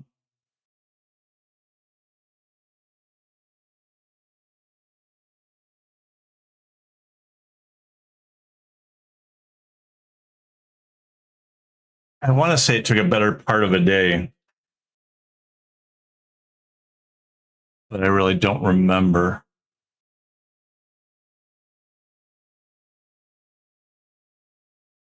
To be honest, I can't remember how many bracelets around it is. If it's like 4 or 8.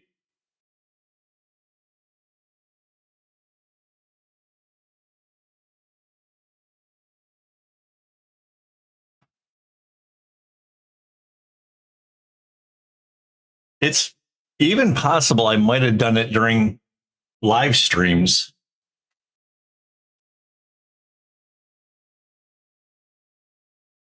Because a lot of the bigger projects were, oh, if you look at the portfolio now, it looks weird because there's a bunch of new bags suddenly there that, you know, were done a while ago. But it turns out like I never added them to the gallery. And so now we've kind of figured it out. I've done more than 60 bags so far. 60. So yeah, that was kind of news to me.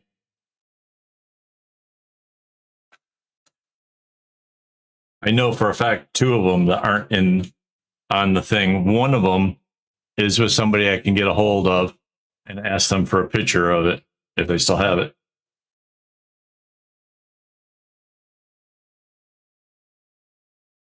Yeah.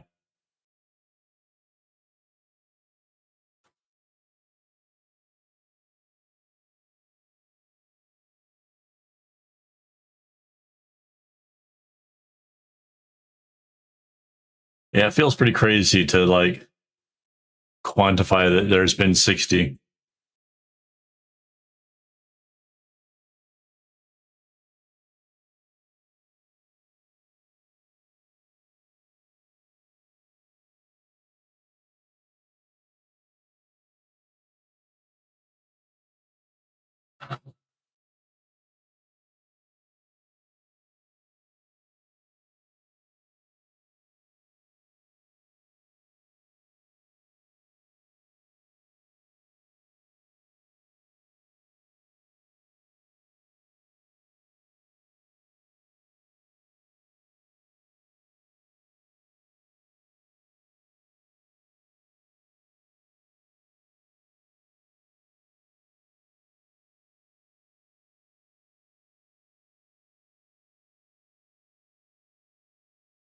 Um, Another good question.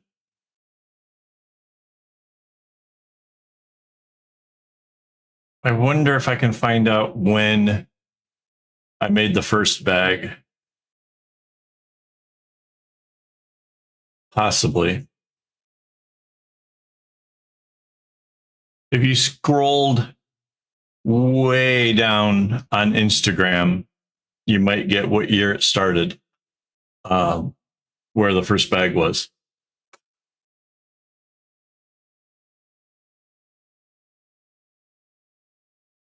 But that's a lot of scrolling. Wonder if there's an easier way of getting that.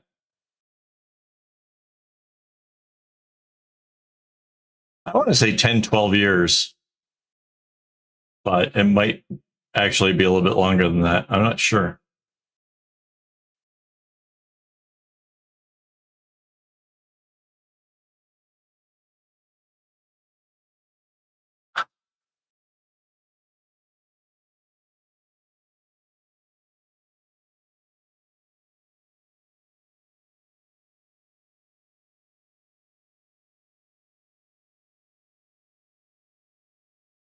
Yeah, kind of.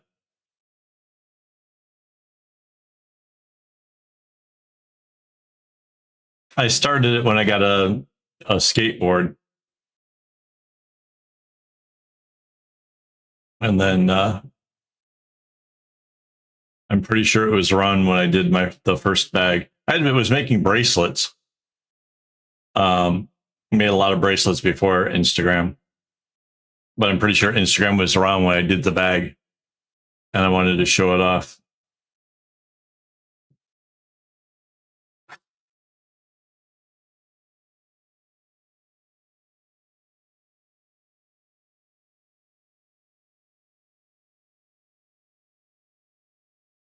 Let's see if I can find.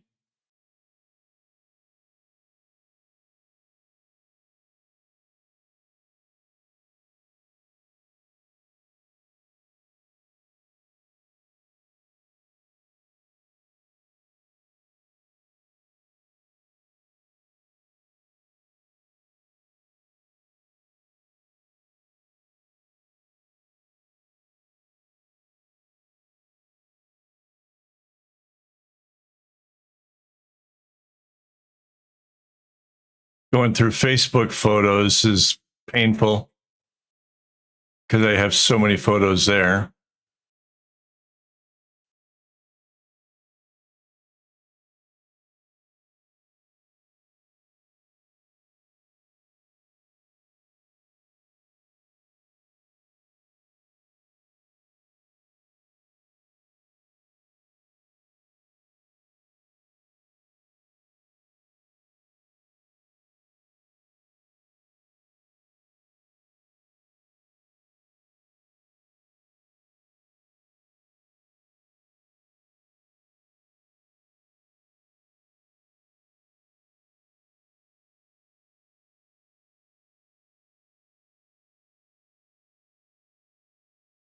No, I'm curious. So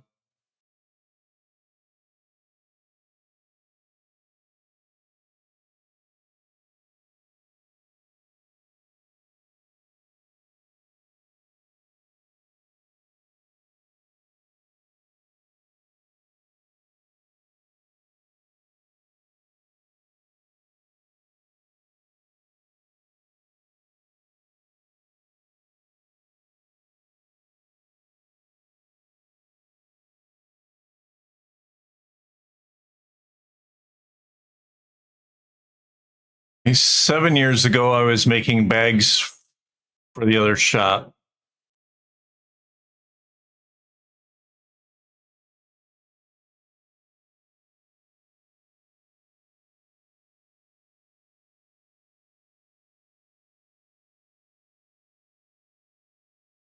There's the pillows.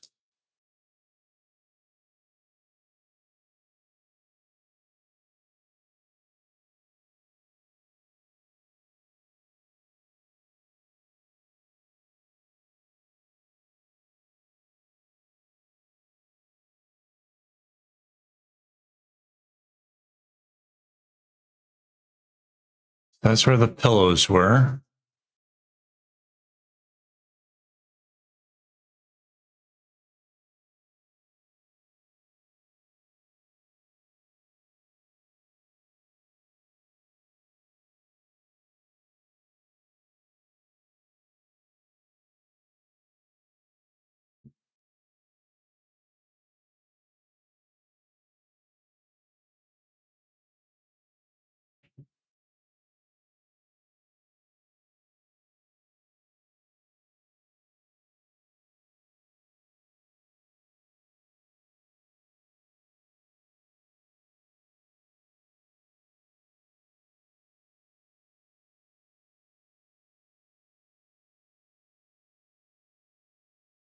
Okay, so the big project was in 2021.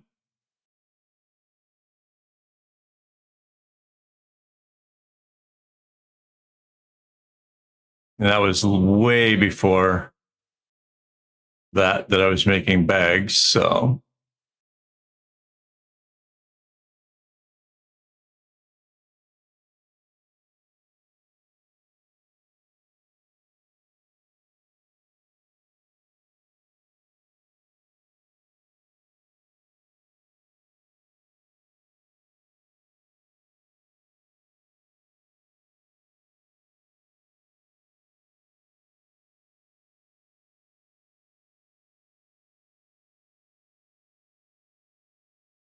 yeah, the big project was COVID.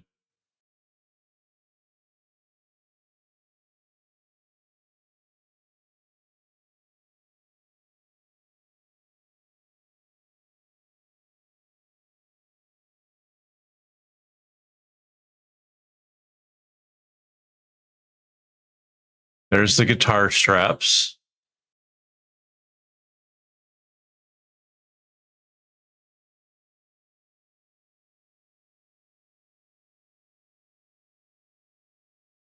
So this is 5 years ago in 2020 was the second bag. Is that possible?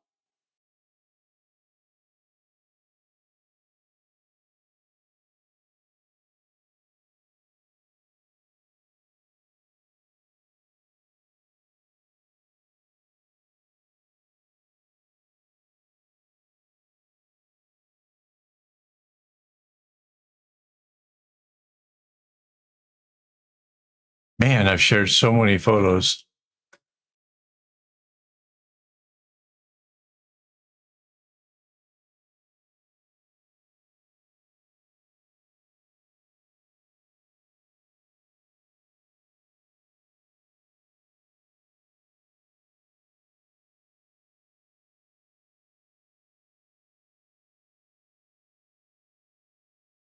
Oh, all right.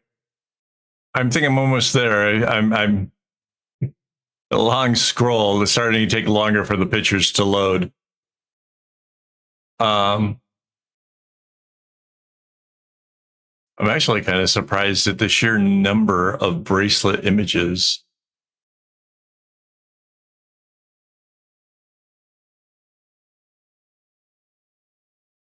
No, it's just I am genuinely curious. What year was bag one?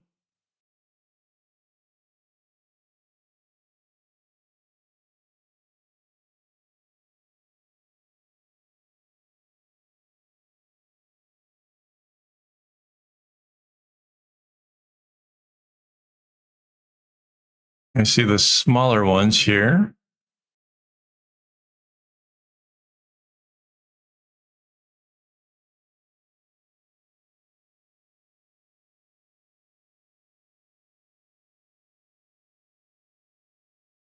I know I'm getting kind of close now because a couple of things like make sense, like where we were.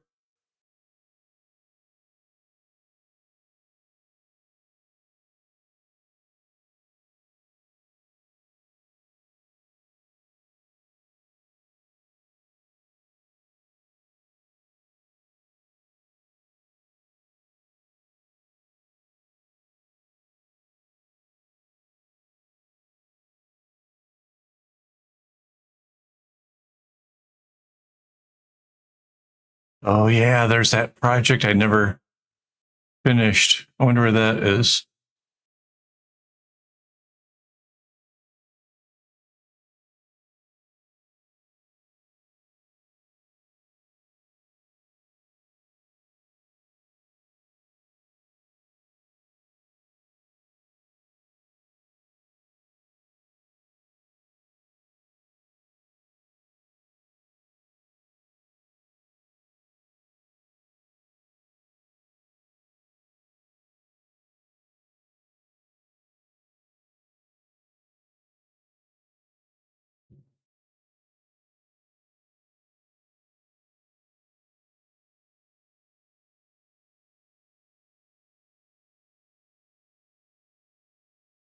It's really oh like I was gonna do like a bag style thing, but it's like a big project, 3 color.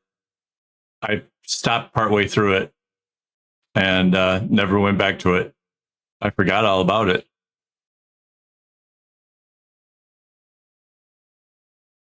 Man, that was going to be a fun one.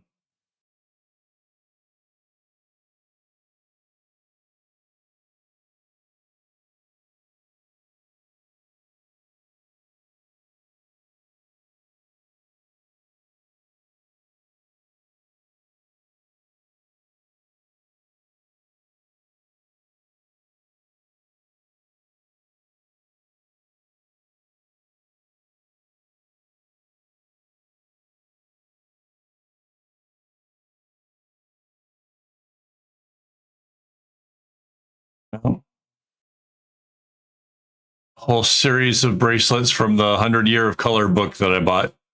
There's this book called 100 Years of Color that gave like the color codes to the stuff that they were doing, and so I used that to find out the closest color there was of bracelet material, and made the 110 or 100 different bracelets from it. Oh yeah, there's the flute bag. I made a bag long enough to hold a flute, like a proper big old metal flute. Took it to a guy in Indonesia, and he gave me a guitar lele, which is a cross between a guitar and a ukulele. It's a little like a ukulele, but it's 6 strings. I've never learned to play it. It was pretty neat.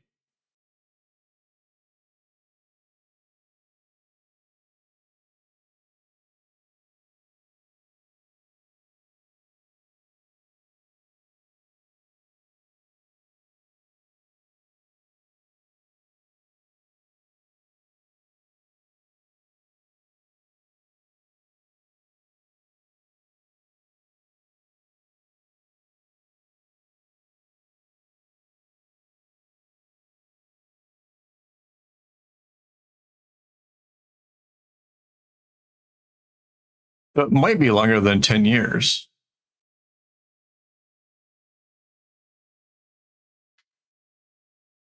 because the flute bag was 2016.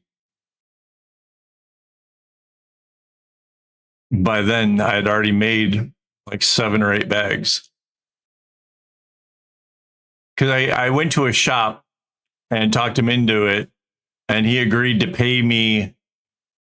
I don't remember how much it was for the bags, but it was a decent price. Like I actually made a pretty good amount of money.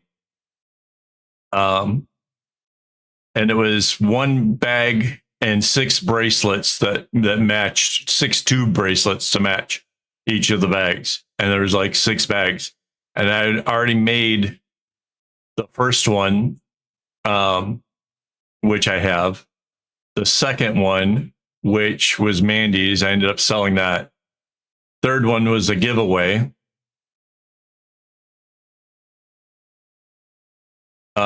The fourth one was for a friend.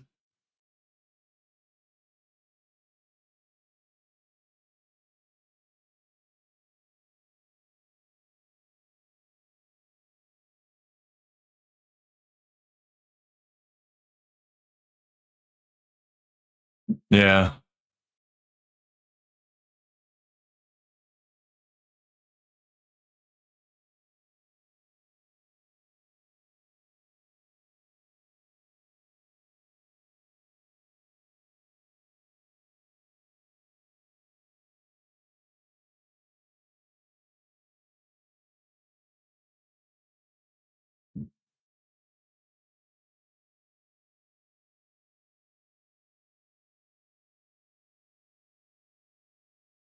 Okay. I am at the point where the 6 or 7 bags got made. So those were in 2016 is when I was working for the dude.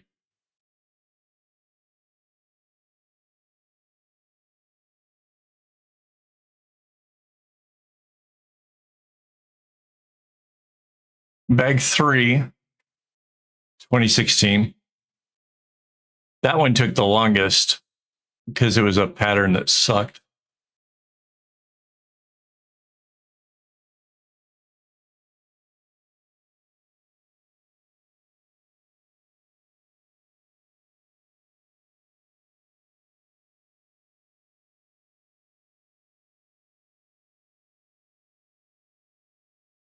Yeah.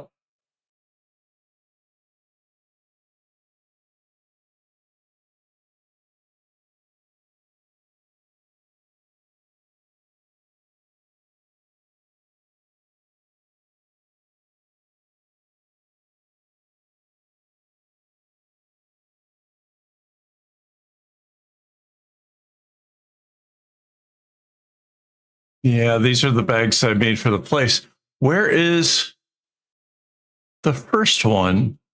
So it's at least 10 years. So 60 bags in 10 years, which that doesn't sound that great, but I'm not I'm thinking it has to be a couple years before that.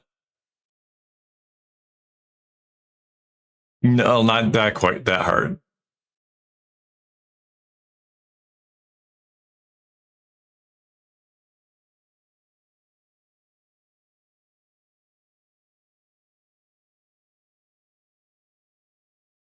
Okay, I found Mandy's round bag. That was 2015.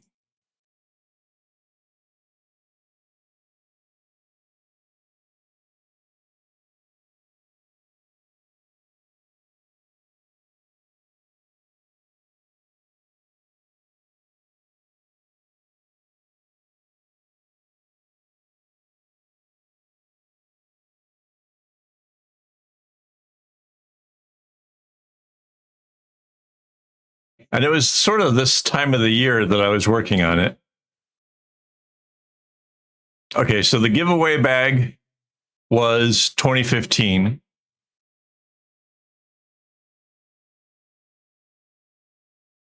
And so is the orange and blue one.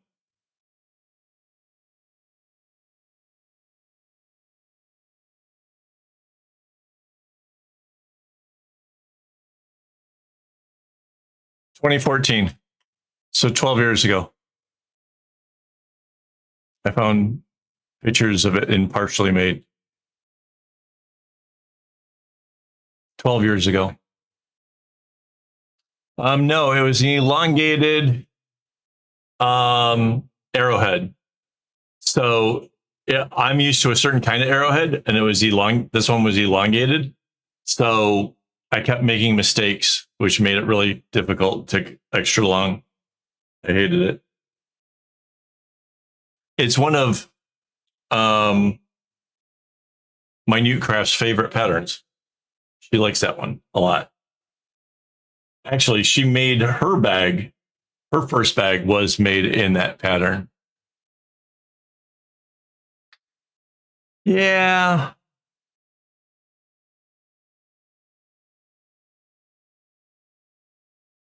Some years I put a lot more in than others.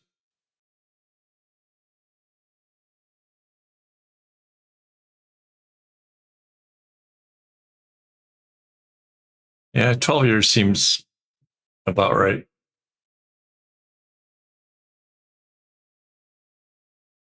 But yeah, that was a long scroll down memory lane.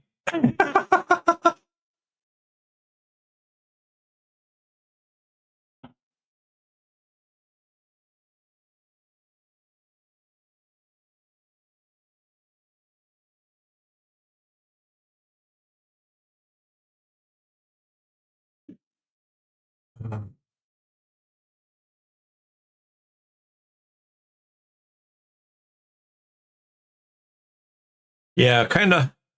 Before I was really doing a lot of the YouTube, I made quite a number of the smaller bags, even some of the bigger ones, just to do. And then when like after mom had a stroke and I used to have to babysit her and dad, I was sitting out there and working on bigger projects, like really big stuff.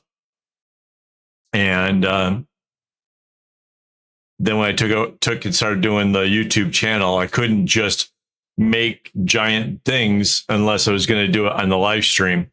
And that's why the live stream is kind of a lot of that. There were bracelets at one point. I know I did bracelets during the live streams. But the bigger projects kind of made more sense. People were interested in watching how they get done. And so I started doing that instead, and then doing these smaller things for during the week.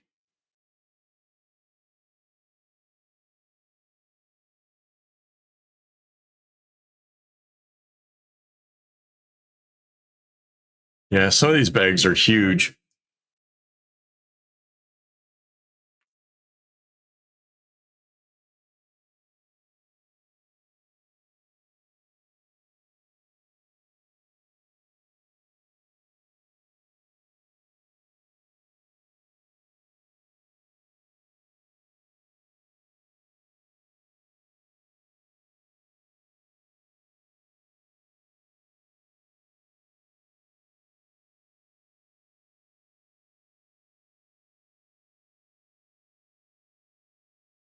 Yeah.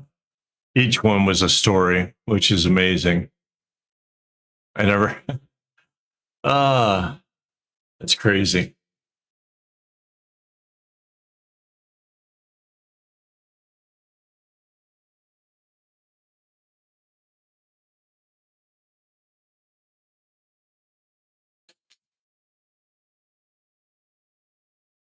Yeah. I know so much of it was just like an inspiration. I would be like, oh, I wonder how that would work out.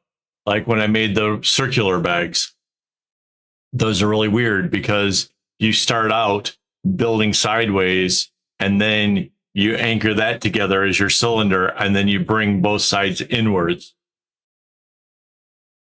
You know, I had never seen anybody do anything like that. So yeah, those were pretty fun. Um, I think I've only made two of those, the circle ones. They're really hard. They waste a lot of string. Those were fun. The there was I did the giveaway one, and then a friend really wanted one, And so I simplified the pattern, but then made the base of it really super awesome. So there's a base that kind of, if you look at the portfolio, it's a rainbow of colors kind of doing a spiral thing. Yeah, that was the base of a really simplistic bag. But I got this really cool idea that like that should be a thing.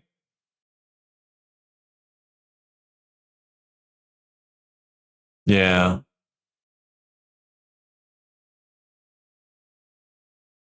Yeah, it's like a flower sunburst kind of base to it. And like again, it was just like I had a crazy idea of what I could do. And so I went and I did it. Yeah, you can see the side of it and the base in the portfolio. It's like the rainbow overlapping itself. It's pretty cool. I should make another one of those for the fun of it.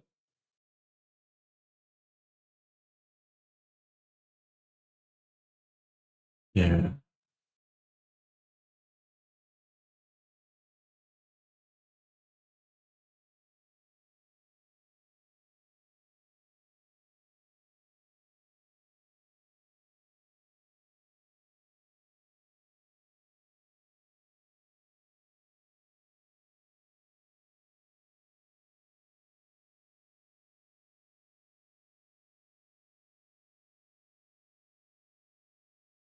Yeah, it's pretty amazing to think it's been 12 years. I thought 10 made sense. I knew it had been a while, but 12 is actually it.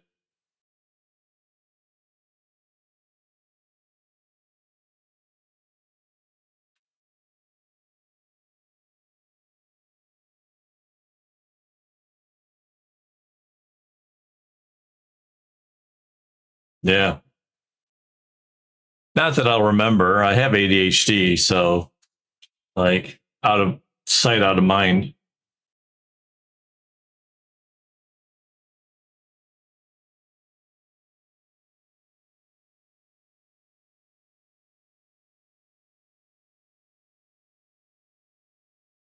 But I know how to look it up.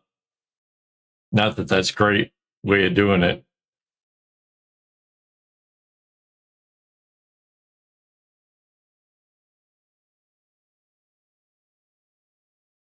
I wonder if I could put the information somehow embedded in my website so I could find it easy.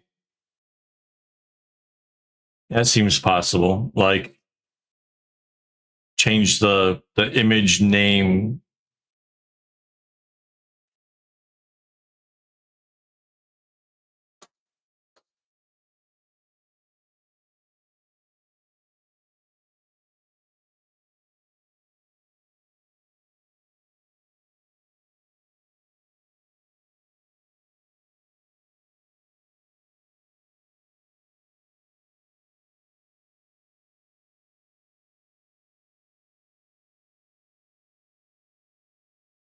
Yeah.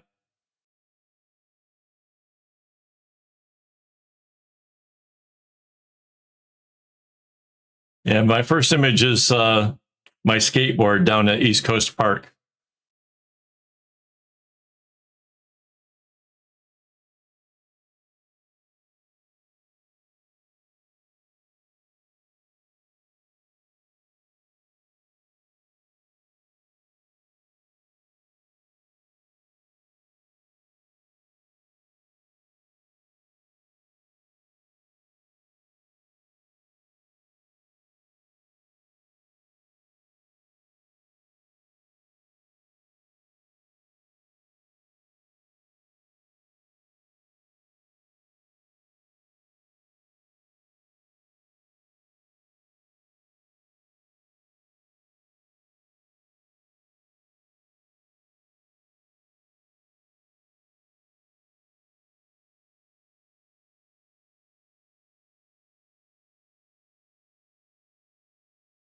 Like there was a way of taking it on Instagram and going all the way to the bottom without having to scroll.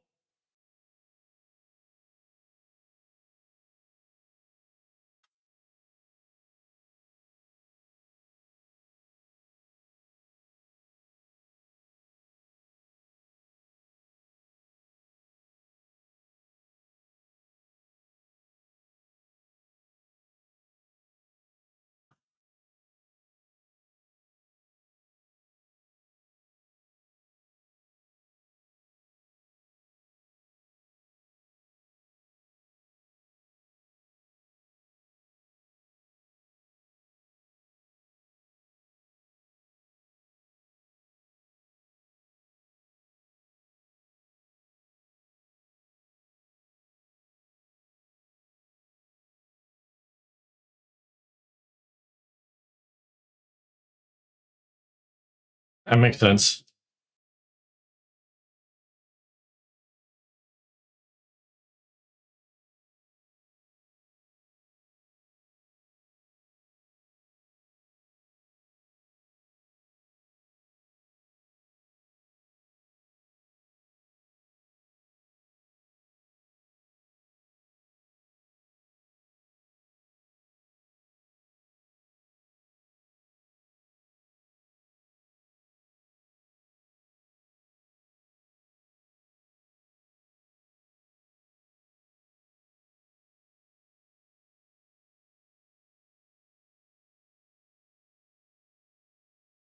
Just realized I need to change which web page is up. Otherwise, I'll be talking to you after you're gone and I won't know. Hang on. There we go.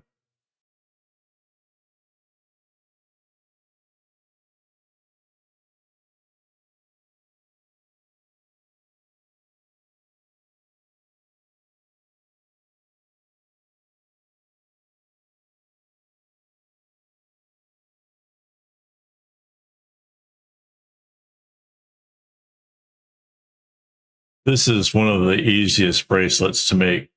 It all, just the color tells you when to stop the row.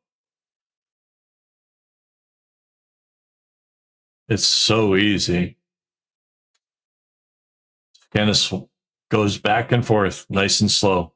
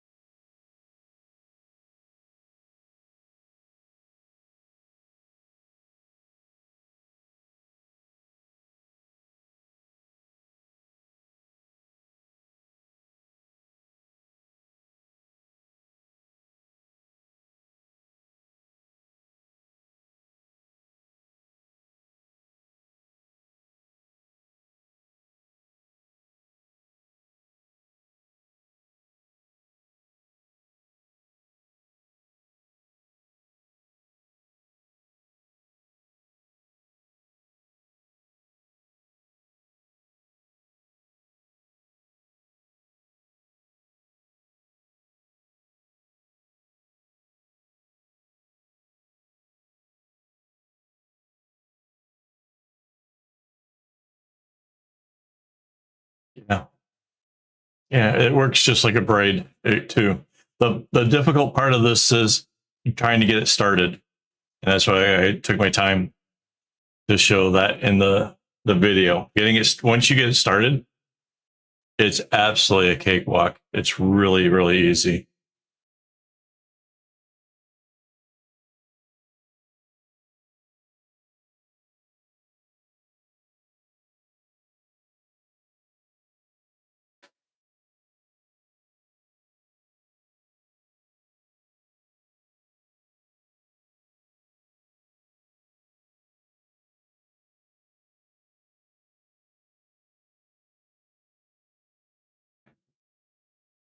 Yeah.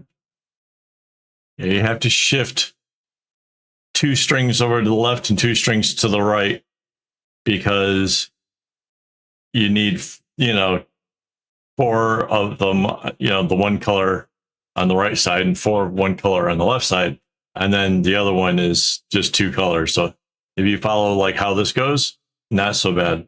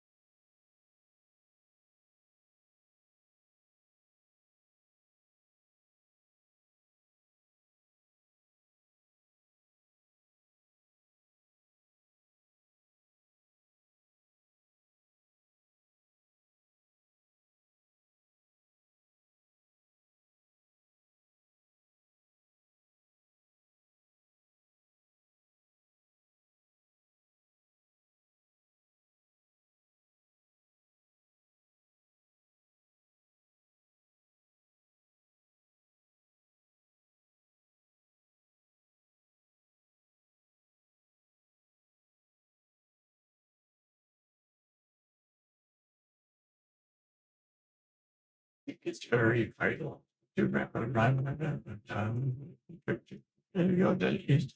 You like a run, that's right, I'm time, it's true.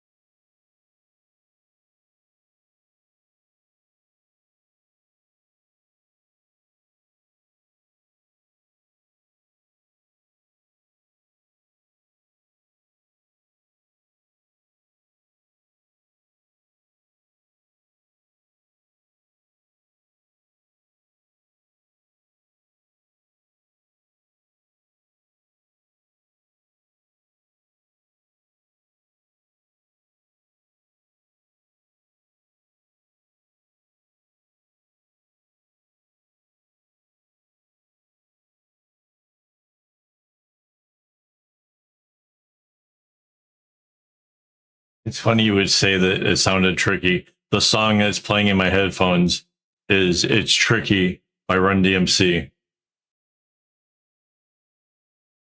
Wake up in a big probably know what time. Singing you should remember say boy up on pride. Telling the parent they get going too far.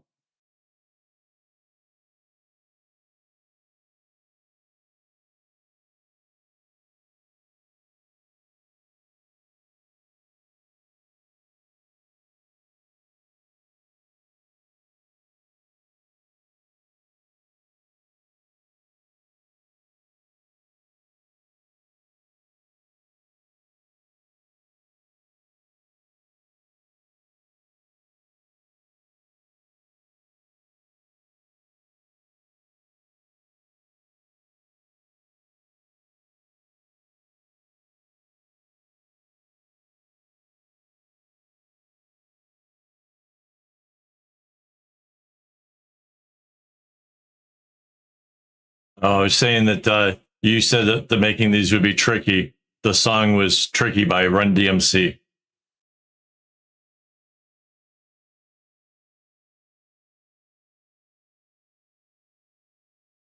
Song from the early 80s.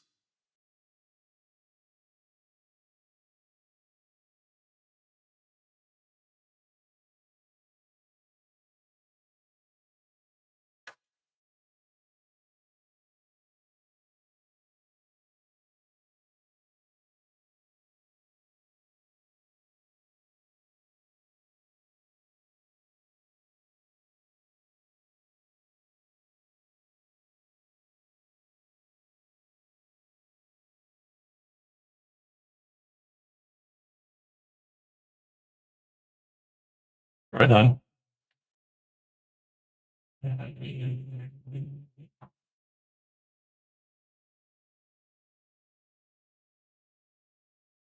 No, that's okay. Thank you for hanging out with me, by the way. I'm definitely doing a lot more than I would have if I didn't have an audience. I would have probably quit after one bracelet. But I've got company coming over tomorrow, and I kind of want this thing done up so that way on Saturday I can do the web pages. Ah, come on.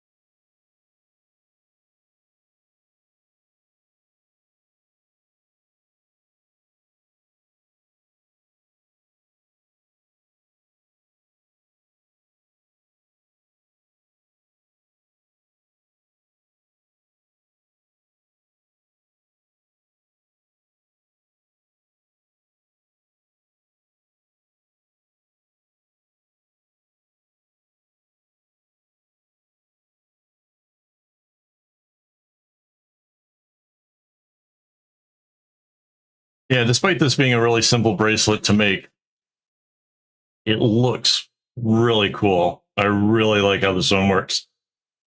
Now, mind you, it doesn't use the strings evenly. The long one is always the longer one. So the further it goes, the more distinctly different all the lengths are.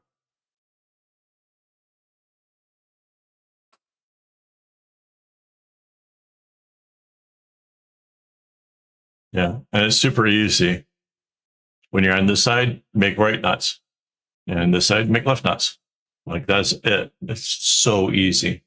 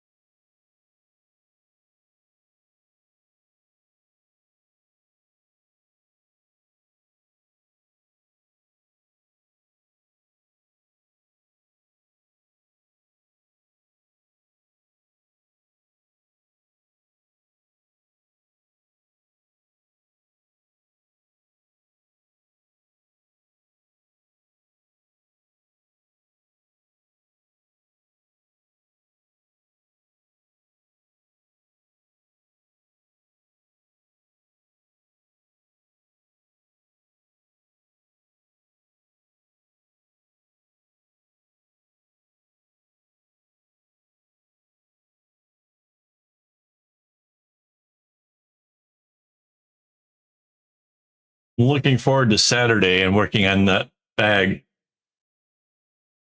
I really want to see that thing get accomplished.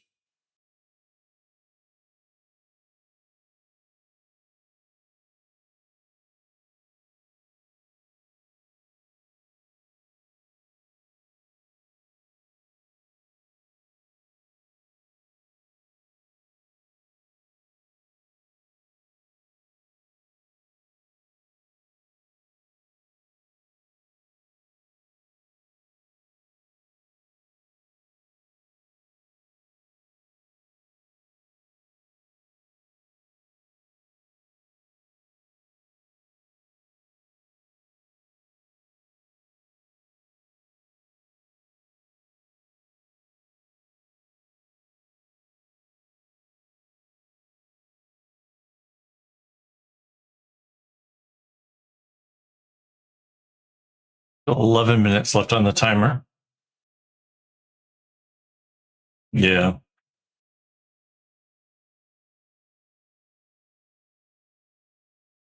Plus, it looks good when you're wearing it.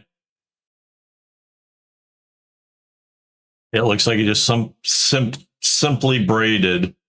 But when you look closer, it's like texture. And all the knots are doing the same thing. So even the backside of it looks really kind of cool.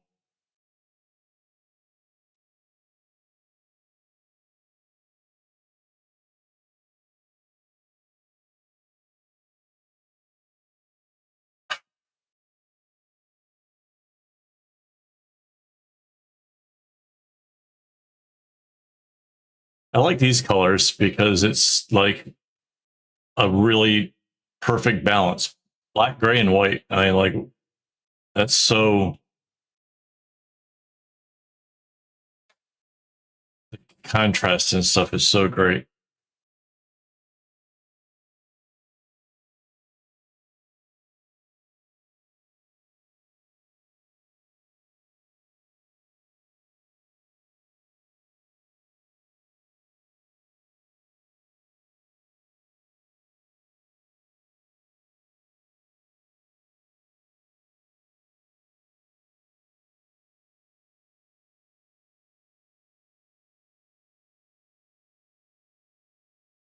But if you like pick a color, let's say you like blue, you could go with a light, medium, and dark, and it'll look really great.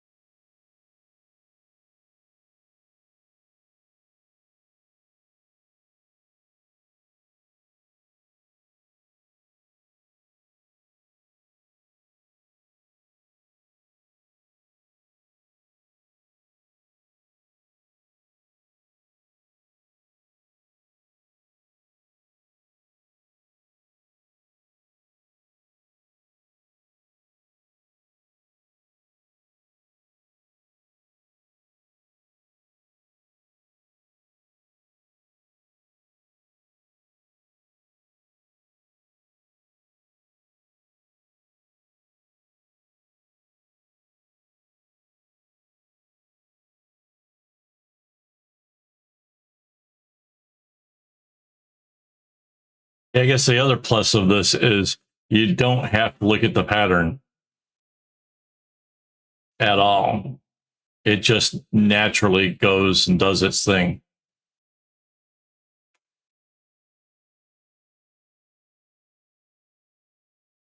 It really is so simple.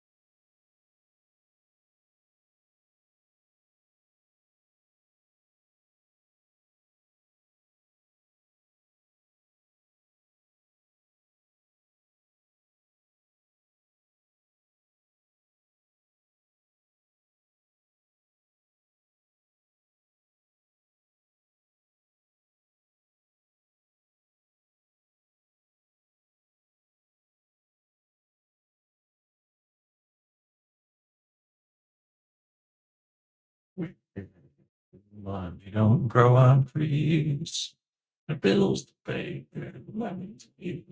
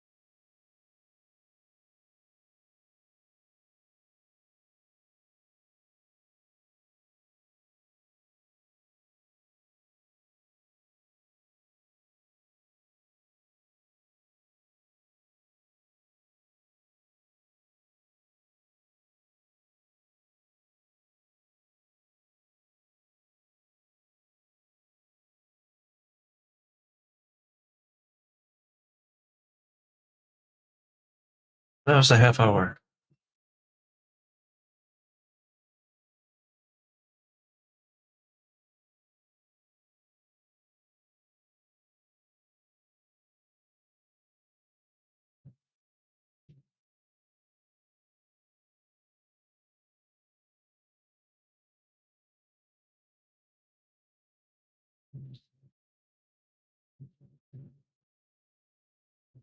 Yeah, I think I'm almost halfway through with this one.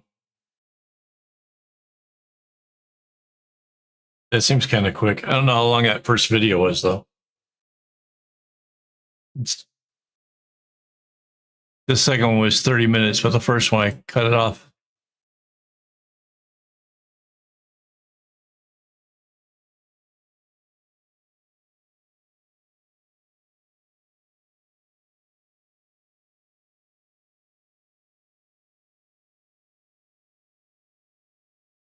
Yeah, so the first video was 12 minutes.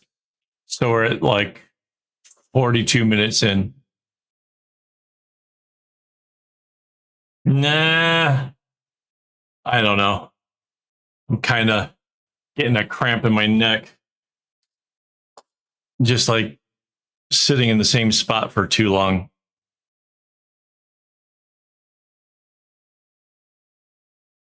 Like right at the base of my neck.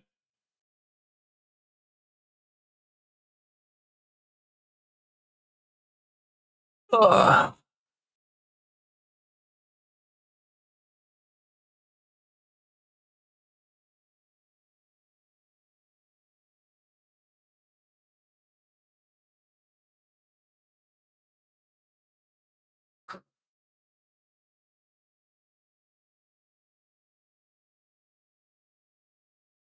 I'll put some Tiger Balm on it.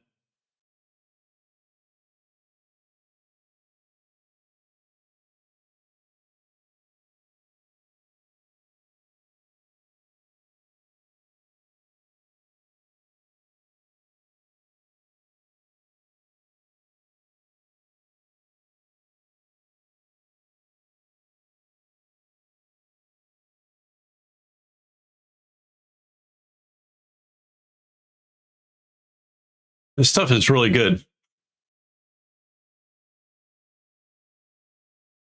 It helps relax muscles.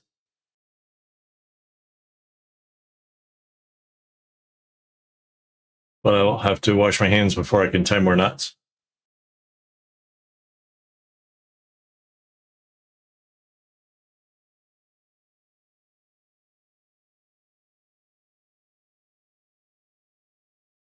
All right. Give me a second. I'll be right back.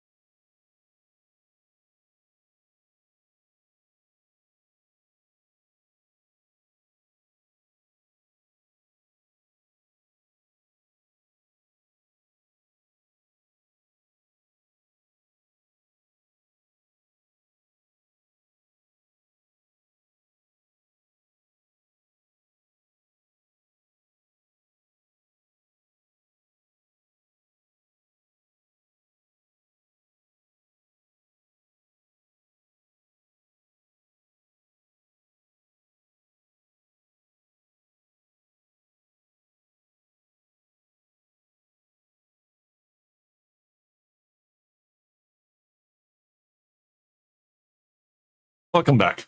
I was just trying to see the little teeny tiny numbers that say how long I've been streaming. It looks like 3.5 hours. That's kind of wild. I'll try my other glasses. See if this works any better.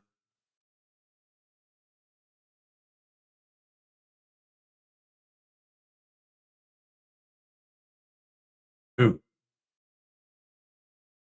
Got prints all over it.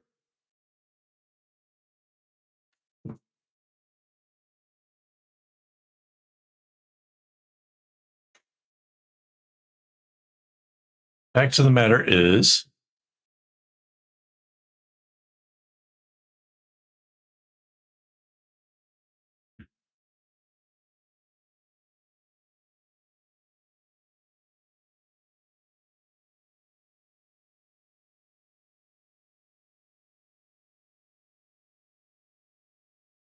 oh no.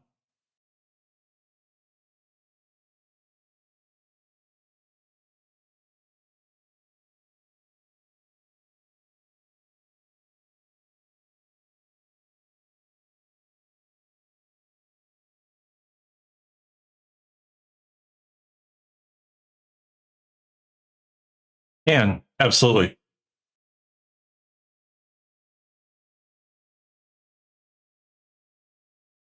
Yeah. I can't say I've ever had a stalker. Well, I've had some ex-girlfriends that got kind of weird. Wow.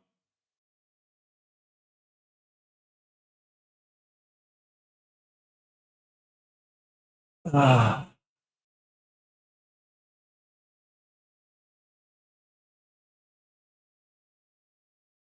I think I'm going to do another 30 minutes. Yeah, so Tiger Balm is like a Singaporean thing, or at least it started here. It is great on aches and pains. You can put it on your temples if you have a headache.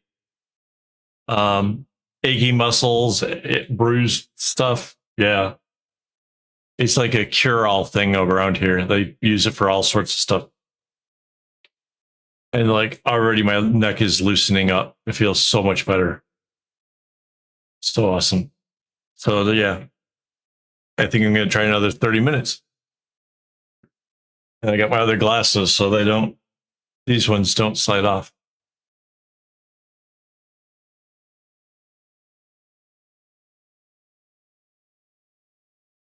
Right.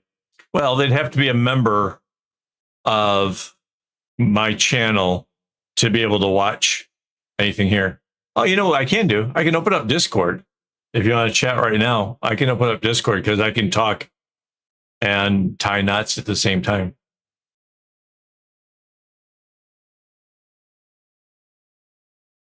Yeah, there's a golden one and a white one. I think they're both kind of the same, except for the golden one. Yeah, the reddish one. Yeah, that one is like it can potentially stain things if you do it. If you're worried about your clothes, do the white one. I think they're both pretty much the same stuff. Yeah, so I opened up the voice in the Insider. So it's again, you have to be a member. So no chance people could hear anything.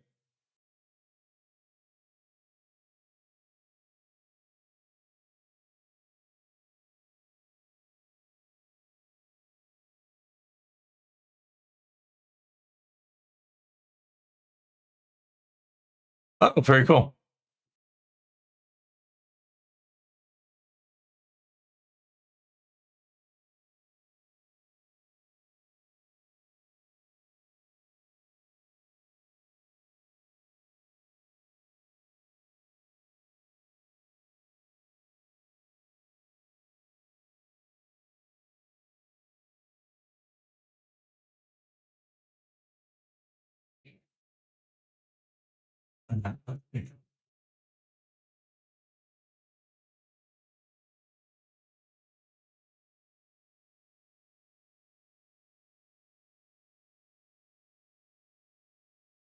I just trimmed my nails, which is making it hard to pick out individual strings. I hate it.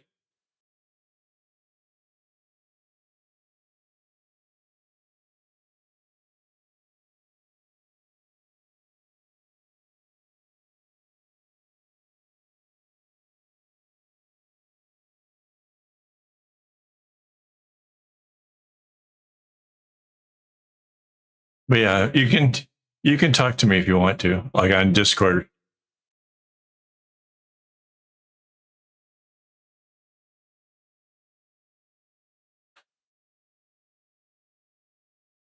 And record. We're going to at least do another 30 minutes of nuts.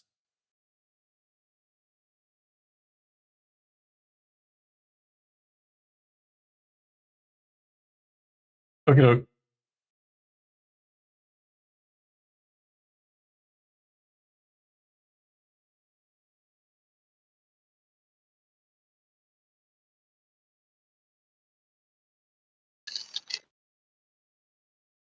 Hello, is it working? Yeah, hang on. Let me turn the volume down. You're coming through like super loud. There you go. Hello. Oh, and now? Better. It's still kind of, hang on. Okay. So, stalker, like have you considered going to the police and doing something about it? Because that can get bad. Oh, yeah. So the person is a neighbor, actually a woman neighbor, which is extra weird. And we have a type of police officer in Belgium called a neighborhood police officer.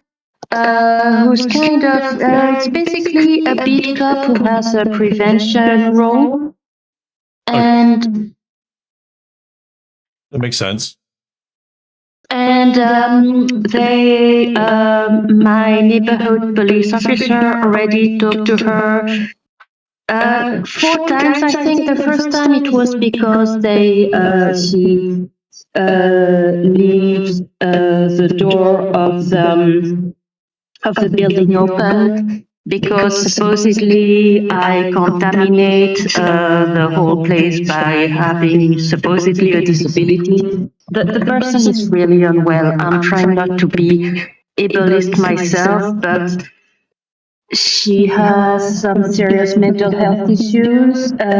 She told me about them, not her exact diagnosis, but basically what happened is that I made a terrible mistake. I took, so when I moved here 2.5 years ago, I picked a landlord I know. And whom I used to trust. The landlord is completely untrustworthy and leaked information about my health issue to this neighbor, right? And she works with people, elderly people with disabilities, as a cleaning lady for a municipal welfare service. And she basically barged into my home, my apartment on the way I moved in at 9 in the evening, saying, I see enough cripples and retards at my job. You better watch out, do exactly everything I say or else. And of course, I didn't want to have this person ruining my life. And so she's been making my life hell for 2.5 years now. So she leaves the door open, the door of the building to ventilate, because supposedly I and other tenants are carry germs. I'm not contagious. I have a non-communicable disease, and I don't have a disability. Are you still there? Sorry. No, I'm here. Yeah, that's. Yeah. Yeah, so that's discrimination, right? And one of the ways she also opens the door which is a safety issue. Of course, she leaves the door open, just like this. It's a pretty nice neighborhood, but it's still not the safe thing to do. She also does it to bully my cleaning lady. So basically, my cleaning lady, a colleague of hers, I was forced to take a cleaning lady because she's been spreading rumors about her. I have a hoarding disorder, and she can diagnose it. She's been snitching on me to the landlord, who's her friend, because supposedly my place was a whole mess, dirty, and so on and so forth. So when my cleaning lady leaves, she leaves the door open to make a point that my cleaning lady supposedly is contaminating the whole place. She's a person of color, right? So that's extra not nice, and I reported it to my. So I had to take an attorney for related issues with my landlord. And I don't have enough evidence against this person. I asked my attorney. He can't. He's not able to open a file, a case about her right now. I have pictures, I have recordings, and so on and so forth. Not of everything, but it's still not enough. And so the beat cop, the neighborhood officer, talked to her 3 times. One of the issues she's been causing is that she moved or hides my trash bags, and that's how I injured myself. I also had to, because she's been doing it over and over again. It's very illegal. And so the other day I had to get up at 5 in the morning to take out my trash just before trash collection, so that she can't hide my trash bags again. During, and of course, it was during a heat wave, so and I'm immunocompromised, so it was the whole thing is, I mean, really unbelievable, really, how should I say this?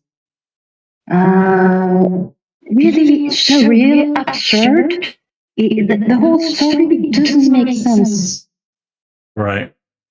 So now basically I'm waiting for my attorney to get back to me, because maybe he's going to tell the landlord to intervene, which he's supposed to do, but she's his friend. And maybe I can talk to the police again, or maybe that there's a municipal service for public hygiene. Maybe I can denounce her so that she gets fined. But it's been escalating. This time she moved the whole building's bags over and over again. She hid them. She went out of her way to move over 20 kilos of trash back and forth. And it makes no sense. This person is about 40 or 50 years old and acting like a petulant child, and finds her. She's been telling me about her mental illness, but she's saying that it's my fault because it's because of cripples like me, supposedly. And she's been spreading rumors to other neighbors, so I can't find help from them either. I don't know what she's been telling me, but one person runs away when she sees me. It's been really weird. And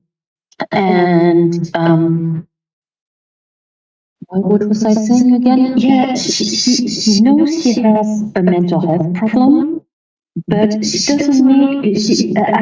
It doesn't seem to cross her mind at any point that her behavior is not normal. Yeah, that's really weird. It's unbelievable. The last few days have been extra surreal. It's just, yeah, just moving flash back and forth. So And you know, I don't mean to be graphic, but I have a rabbit, right? And I throw away her litter in my trash bags. But we're supposed to put the trash, the general trash, not the sorted trash, in plastic containers. And it's extra important for me because there are foxes in the neighborhood. It's quite close to a forest, and I've seen foxes, so I definitely know it's not just a rumor. They are there. So I'm afraid that foxes might get into my trash bags and leave a complete mess, and that I would have problems, possibly even a fine because of that. I think that's her goal. But she also moved the neighbor's trash bags. It's just completely against behavior. And I wrote my attorney that I'm concerned about my safety. That this person told me about mentioned mental health problems and has been acting unhinged, and that and is obsessed with me. I don't know what else she could do because I didn't see that coming. It's clearly malicious. Wow. Yeah, she's been saying that I'm a person with disability, which is kind of true, but kind of not true. It's not. I don't have the legal status of a person with disability. I have chronic illnesses. She doesn't seem to understand the difference. While she's saying she works with persons with disabilities, and she knowingly forced me to move trash bags over and over again for nothing. Wow.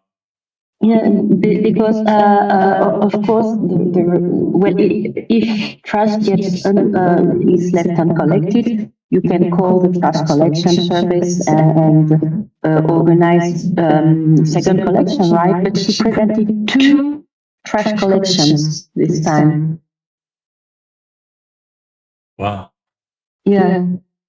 So it's just been really weird, and I'm not in a good place. Well, first today I'm so tired and my back hurts so much that I can barely move.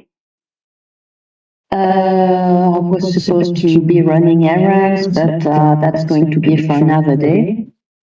But I'm also not in a good place mentally, and you know, I also have new neighbors who are very noisy, and so I can't think of anything else. You know, I want to think of something else than my issues with my home. But then I hear my neighbors dragging furniture over and over again, and so on and so forth. And by the way, I'm on the last floor. I've mentioned I'm under the roof. Right, right. So people downstairs are dragging furniture so hard that I'm inconvenienced almost day and night on the top floor. Wow. Yeah, it's just insane. The good thing is actually, the neighborhood police officer told me, and I'm pretty sure it was called, or I know she has a mental illness. She's done it before. He told me, oh yes, I know her. And he had no issue believing me.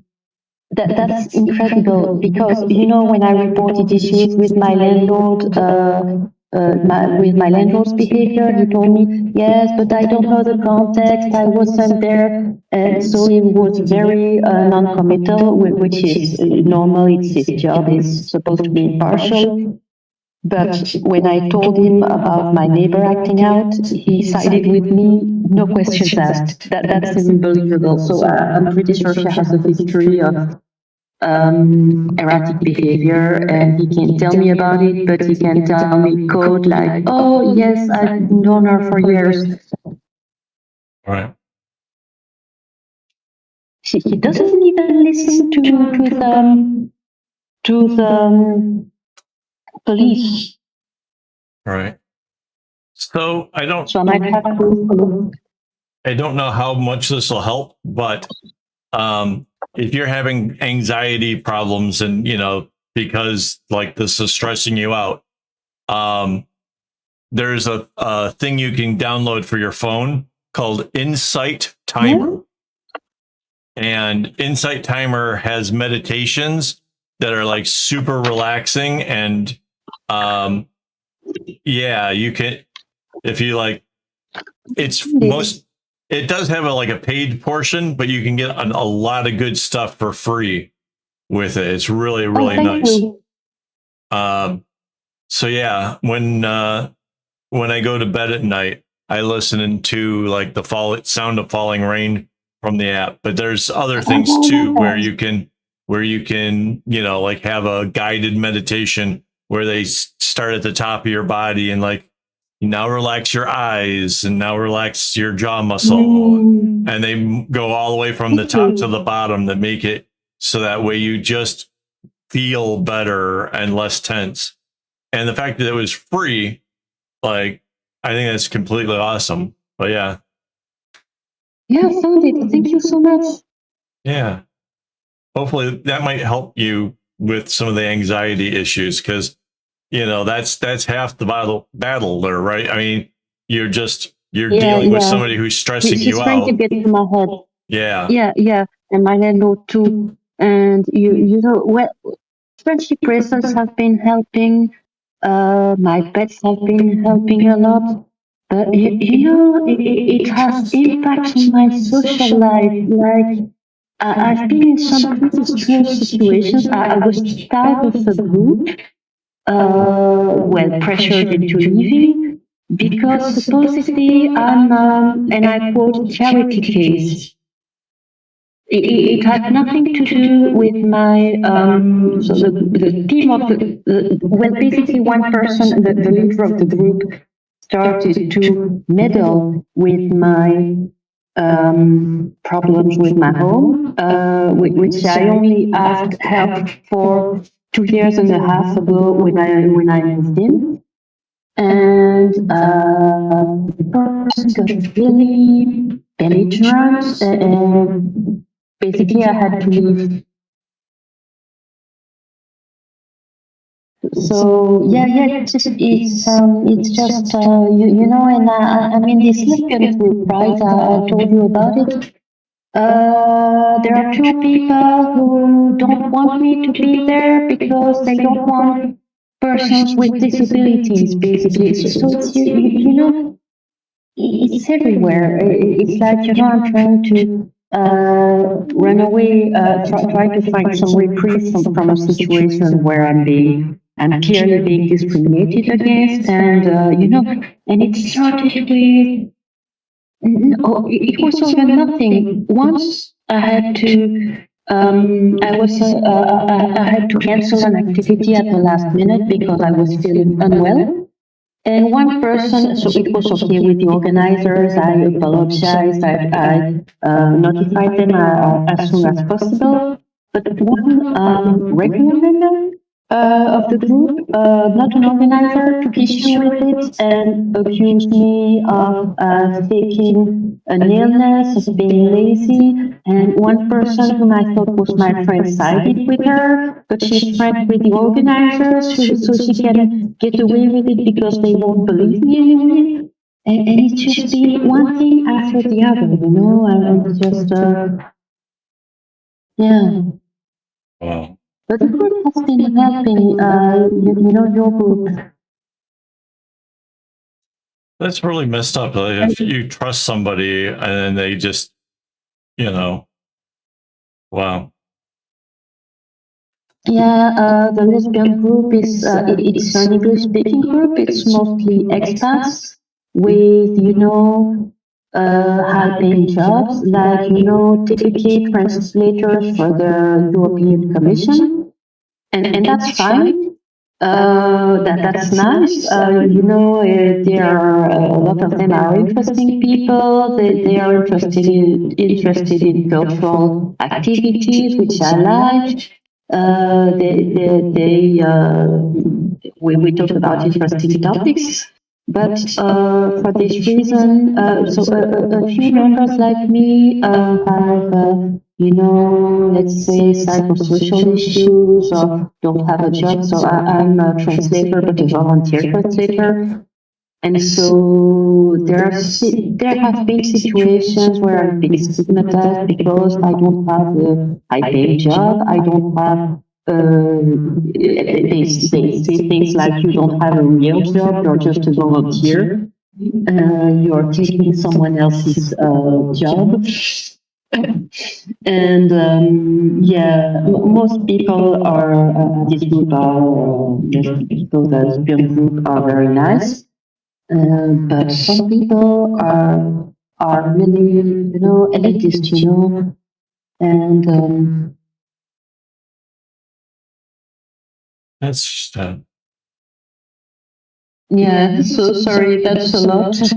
no. I just feel really bad for you. I wish there was something I could do to help. Well, you're listening, so that's really nice. Oh, thank you.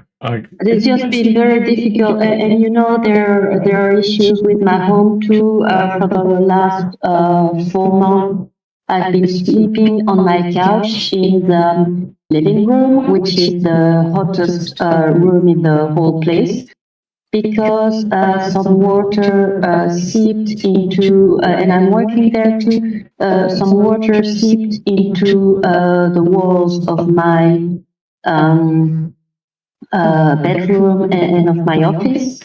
So, and the landlord has been doing nothing. Of course, that's part of the reason why I have the journey.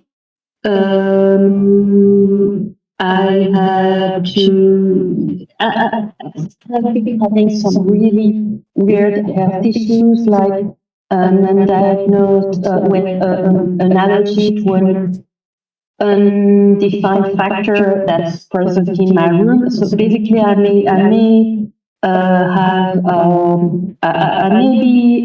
being poisoned by my home. Wow. It's just been it's just been really insane, especially in the last 2 months. And my attorney is really reliable. But my landlord is one of these people who know everything all the time. He's been rude to my lawyer. He's been answering in a language my lawyer, but possibly replying in Dutch which my lawyer doesn't speak. He's been calling him by his first name. It's just, I'm not even sure. The guy sounds pretty unhinged too, because there's no way a judge would let it slide. So there are finally going to be renovation works in my home, but my landlord is claiming over and over again that I caused the seepage, that I don't ventilate, which doesn't make sense. I know I ventilate. Why would I fail to ventilate while I have stress and I'm immunocompromised? It just doesn't make sense. Right. So yeah, I just have a lot on my plate at the moment. Yeah, that's a lot. That's a whole lot. Yeah, it's just yeah. And to do it all in the super hot heat of the summer just helps make everything worse. Yeah, and I've been sick several times, and the living room is the hottest. It faces west, so in the late afternoon and early evening, it becomes a real furnace. Yeah, that's no good. And I think I may have had heat exhaustion twice, but I was afraid of calling emergency services because I thought that it might encourage my neighbors to escalate, because I've been enduring attacks about my health. Oh yeah, and I forgot to mention that one of the reasons my stalker neighbor wants to go through. He's so interested in my trust. She literally told me when I moved in that she told me I'm mentally challenged, blah blah blah. She needs to check whether I sorted the trash properly. But she's also told me that she wants to find medical information in my sorted bags for paper and plastic. She's looking for boxes. Of course, I don't throw them away in my trash. I go all the way to the recycling center, which is time consuming and tiring. But the staff is really friendly. So yeah, I'm in a situation where if I have a health emergency, I hesitate to call an ambulance because I think it might make things worse. Like see, she's just a cripple, blah blah blah. I think it's a weakness. And the situation with my ankle is difficult because, I have an ankle brace, but if I have visible ankle brace in the summer, when I wear a skirt, then I might come across as weak and as an easier target than usual. That's weird. Wow. Yeah, since I hurt my ankle again by moving this large trash container, I've been walking in kind of a lopsided way, so I hurt my other ankle too. It's just been, just really difficult. I'm really stressed out during the day, and really, I'm constantly on edge. If the mailman rings, I think it might be my landlord or my stalker or the police because I run all sorts of scenarios in my head. While meanwhile, it's just the postman or a delivery from next door, or there are Boy Scouts in the area. So I think on one occasion it was just Boy Scouts selling cookies or whatever to finance summer camp. And I feel better in the evening and during the weekend, but during the day it's just really hard. Yeah. I can't even focus on my translation.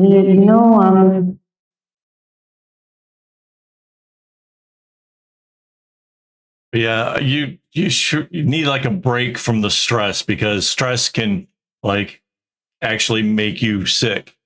Like you can, you could have heart problems, you can have all kinds of problems from stress. So seriously, take a look at I was hospitalized twice. I was hospitalized twice. I actually learned how to make friendship bracelets in occupation therapy. But he still, my landlord would still contact me when I was hospitalized.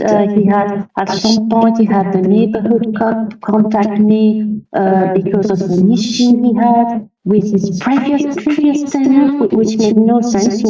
I don't want to be involved in his contentious issues with his previous tenant. It just doesn't make sense. It's just he never leaves me alone. Also, there's noise in the building. Sometimes because of him, sometimes because of some of my neighbors, and so there can be someone making. How do you call it? Hammering nails in the evening or on holidays, or dragging furniture, putting the radio on so loud everyone can hear it. on a Sunday or at 5 in the morning. It's just been nonstop. This building is really chaotic. Oh yeah, and one more thing. My landlord's fire prevention strategy is trust me, bro. Basically, so my attorney intervened several times because there's furniture in the way of evacuation. There are no fire extinguishers. There are no smoke alarms. The building is not up to code. And my landlord has just been ignoring him or telling him, oh, but it's pretty, your client doesn't appreciate fine things. Fine, pretty things. And I'm like, What does that have to do with the fire extinguisher? Like it, it can still be pretty. I'm sure there's a lot of places that like the Taj Mahal still has fire extinguishers. That doesn't make any sense. Oh yeah, and he's been putting up decorations and decorative furniture that are fire hazards. And the more I was in a bad place mentally recently, like even worse than now, because I started looking into, combustible, flammable materials, and so on and so forth. And basically, not only are there objects that are in the way of a potential path of evacuation, the only path of evacuation, but there are decorations that could fall on fire extinguishers. All of the decorations are, inflammable, made out of flammable materials. There's a table that could burst into flames. There are vases that could, project shards, and so on and so forth. And, I'm worried about it because there,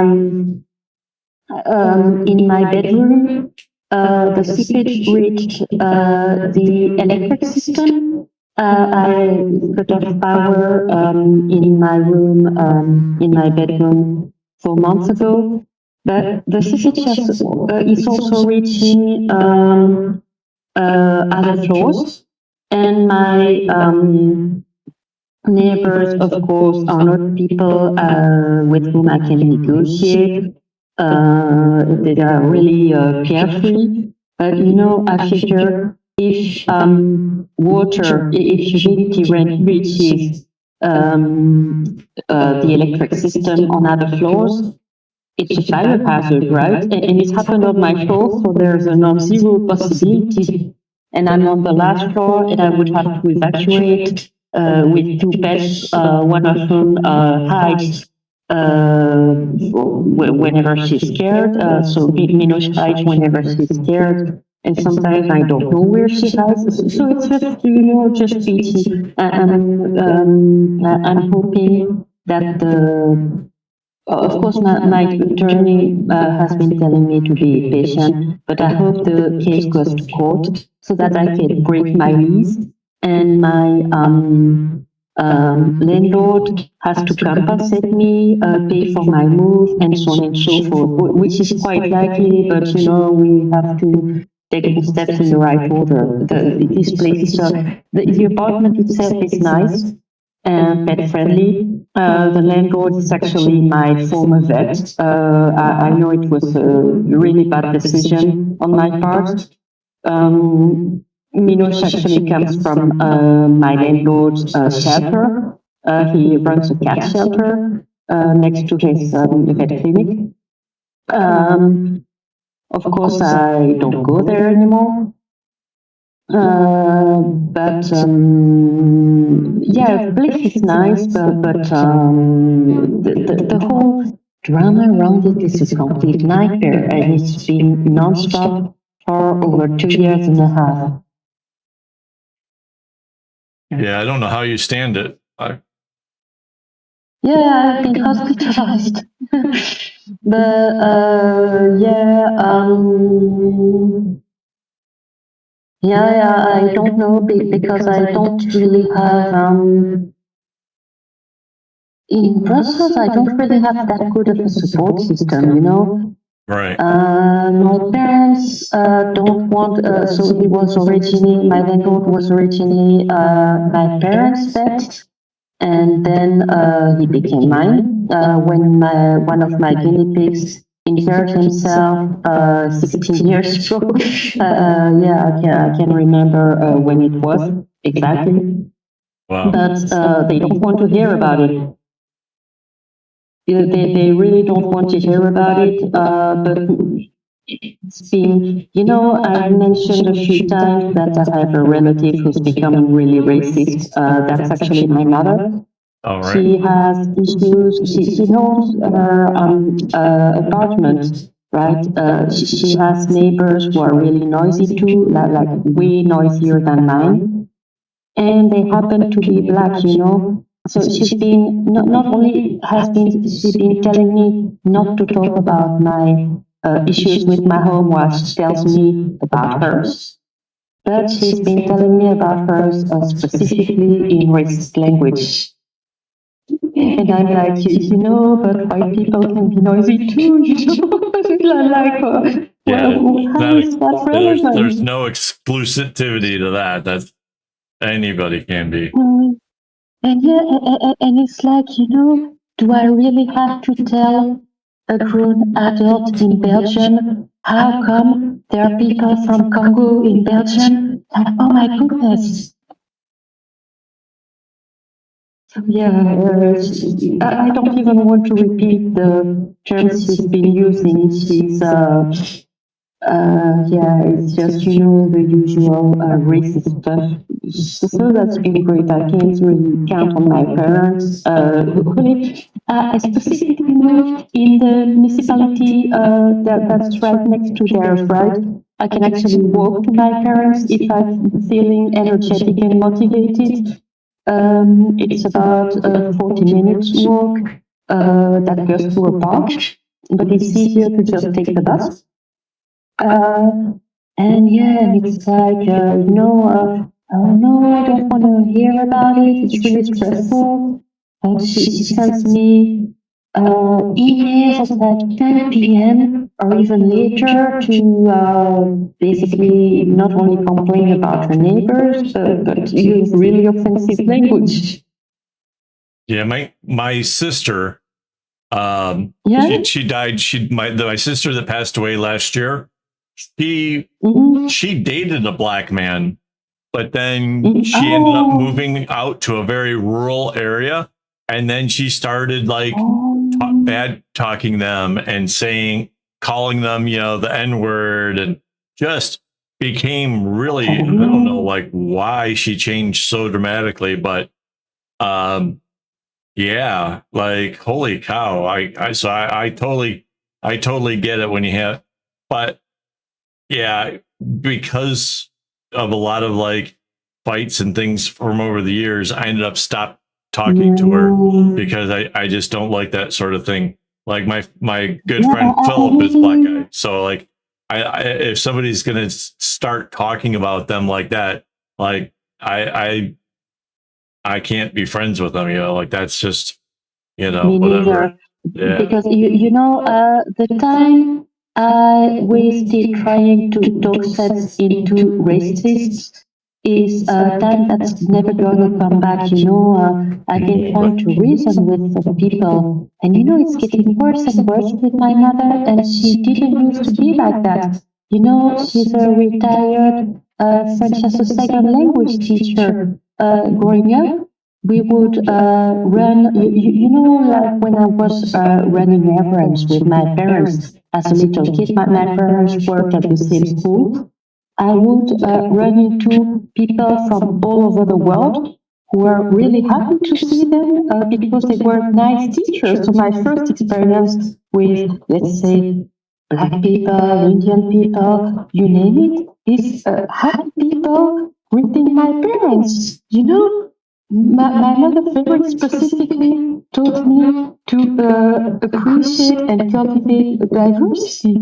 and it's blowing me away. The other day she sent me an article. I don't even want to discuss the topic, mention the topic of the article. It was from a French far-right journal. Yeah, That's paper. wild. Sorry, Yeah. literally a far-right paper. That's And even the title of the newspaper was a red flag. Like a dog whistle.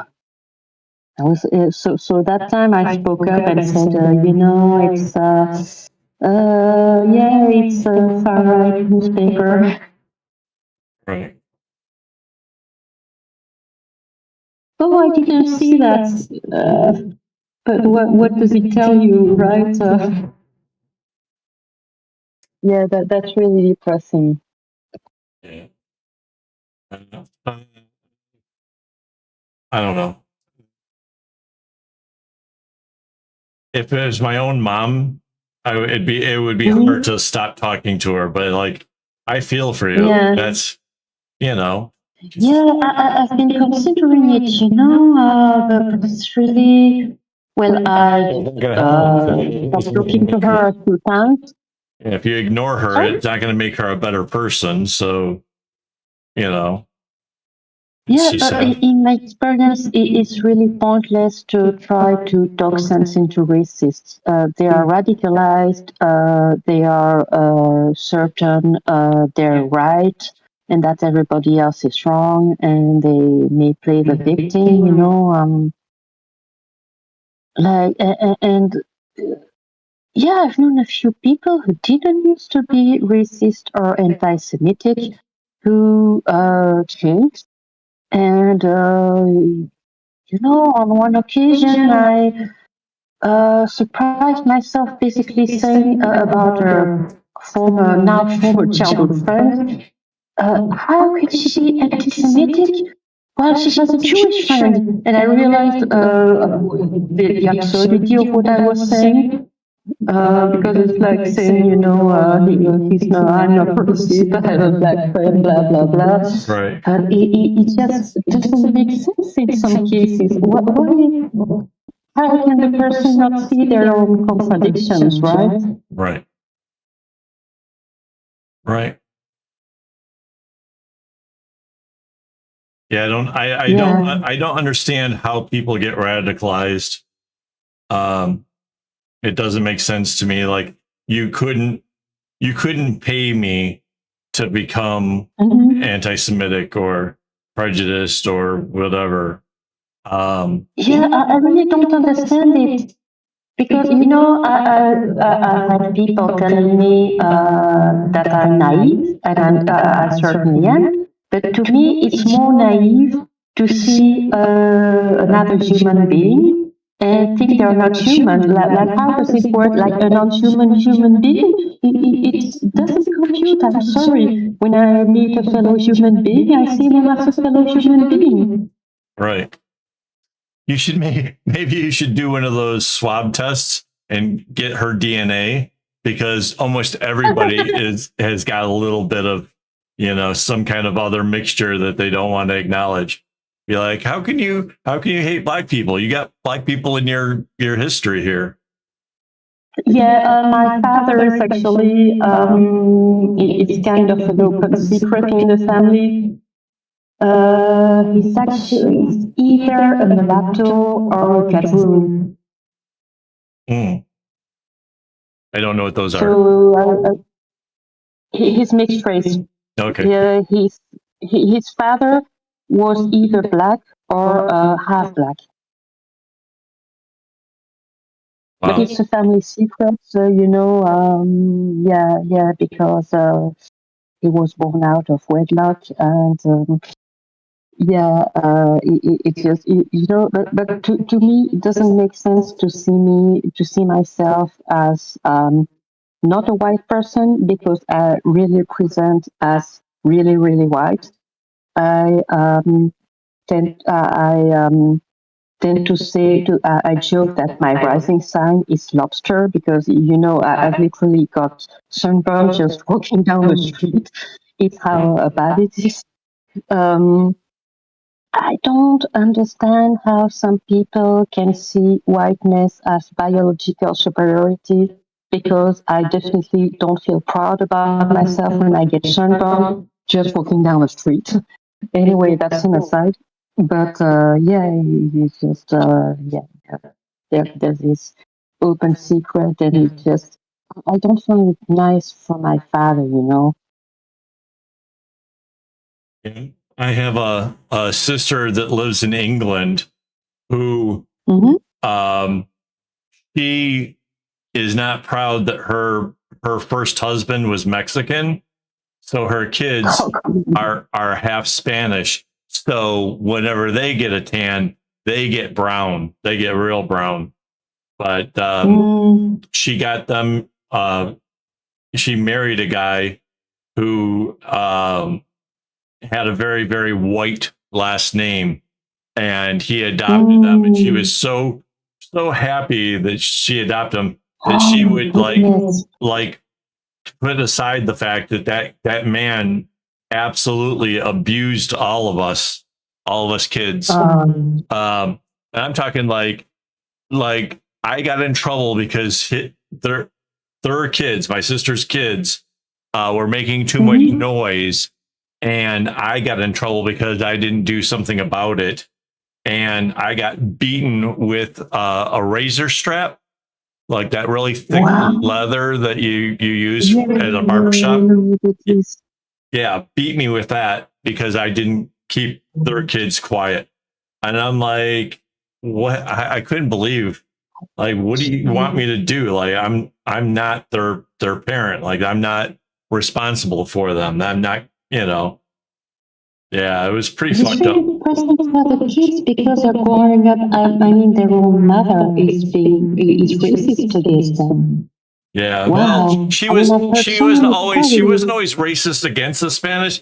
She got mad because he was cheating on her, and so she divorced him or whatever. But then she didn't want like to be associated with Spanish brown kids, so she had to get the most white person name that she could.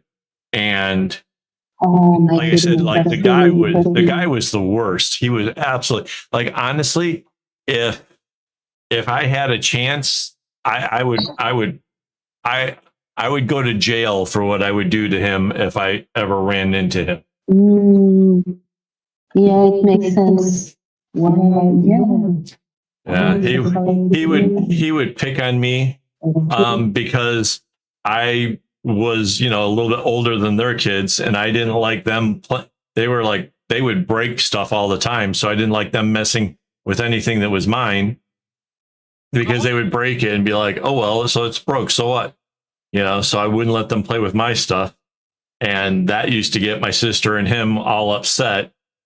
And so, yeah, they would just do all the worst things, man. Yeah, wow. I still. And how old are the kids now? They're all adults by now. I mean, also they get out. Yeah, I haven't talked to them since we were kids. Really, I don't know. They went off to a whole other country, and I was doing my own thing. So every once in a while, I see one of them on Facebook as a suggestion. So I can only guess that means that they're checking out my account and seeing, like because like why? Is that how it happens? Why? Because I've had Facebook. Well, they always try to suggest somebody. They always try to suggest somebody, and I don't know how they necessarily make the connection, but like that one just seems really weird because like why else would they just randomly have popped up there? Like even my own son gets recommended sometimes, but like I'm not adding him on Facebook. He seems to think that his mom was the greatest and that I'm a terrible person. So I'll just let him go have his little fantasy about that, because I can tell you his mom was not a great person.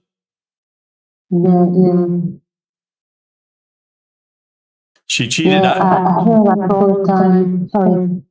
I was just gonna say she cheated on her husband with me, and then ended up marrying me, Oh. and then cheated on me with somebody else, and then divorced me. You know, it's just.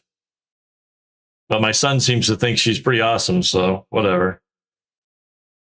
You know, recently I read a testimony by a lawyer who used to work both in criminal law and in family law, and they quit family law to focus on criminal law because working with actual criminals is less depressing than hearing about divorces, parental alienation, the horrible things people do to their exes and their kids, and they were just really depressed about it.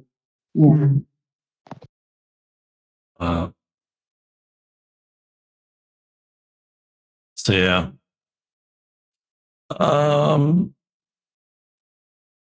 Ta-da. What do you think? Yeah, it's really nice. I like it. And you know, I find it interesting that you picked subdued colors, but maybe more counterintuitive ones. It's really nice. Yeah, using gray is not something I would think of, but it can, you know, bring out the other colors really nicely too. It kind of reminds me of an old-time movie. Wow. Yeah. So you completed two today. Yeah, was it? I didn't think I would complete it, but yeah, all done. So Wow. And your timer went off. Is that what I heard? yeah. Just on time. Wow. I was turning it over to turn it off, and it beeps when you do that. Oh, that makes sense. Ah, Wow, that was a long day for you. yeah, kinda. I had a thing with YouTube earlier, so I started my stream kind of late. But yeah, the thing was about like the channel and how, you know, what happens with demonetization or what happens if you have strikes and stuff. Like there was a whole lot of questions and answers and stuff. And so I was checking on, I gotten in trouble before when I tried to do a video going down the street, and it had like a copyright claim, and I couldn't figure out why it had a copyright claim. And there, he was saying that he thought it might be because music playing in the background. And I'm like, I didn't get a chance to like get in there with another question to say no, because I dubbed over the whole audio for it. So it couldn't have been that. I think, like I said, like if you're in Paris, you can't film the Eiffel Tower, and going down the street, there's a lot of fancy malls with like Chanel and Louis Vuitton and those kind of things. So like that's probably a claim. Yeah. But is it a thing that they've been doing? I mean, how many YouTubers have they been calling to set the record straight? It's unbelievable. I mean, there are so many YouTubers, so many channels, and you know, it just sounds very time and consuming. It is. Being a YouTuber is a ton of work. Like the next thing I have to do now is upload all these videos, and then I need to create a video without sound, so that way I can watch the progress and then do the voiceover to them. So like that's a whole setup, and like everything is just so much work.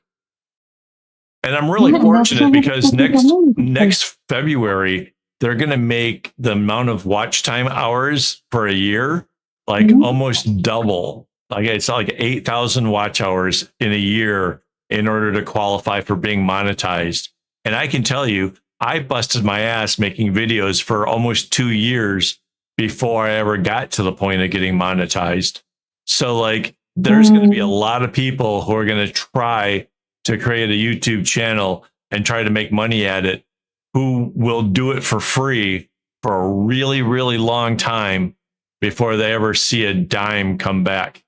And that's ridiculous. And meanwhile, there's complete slop that's being peddled, like, horrible so-called pranks, where people, where a so-called influencer hurts people. Yeah. Like this guy, I believe his name was Yannick in Brussels, who was, it took so much time for him to get,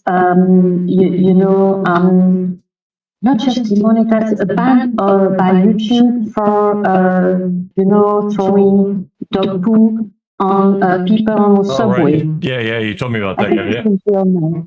Yeah. I mean, is that what people are interested in? I mean, oh, come on.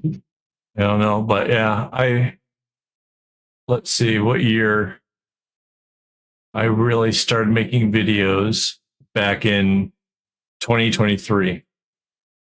Like there was some Wow. that were, Oh, so after the big project? yeah, well, there was, let's see, 2012. Wow. I did a couple videos, nothing crazy. And then 2016, I was working on my 14th bag. In 2016, I was already on my 14th bag. It's like they want to discourage people from making quality content. Yeah. So yeah, 14, Jesus Christ. That just blows my mind because if I started in 2014 of making bags to have had 14 of them, because it says, I'm looking at the thing for my videos. It says that it was my 14th one and the list of the days of where I worked on it. I made videos of that. But yeah, 2019, I made 1, 2, 3, 4, 5, 6, 7, 8, 9, 10, 11, 12, 13, 14, 15, 16, 17, 18, 19, 20, 21, 22, 23, 24. I made 24 videos in the whole year for 2019.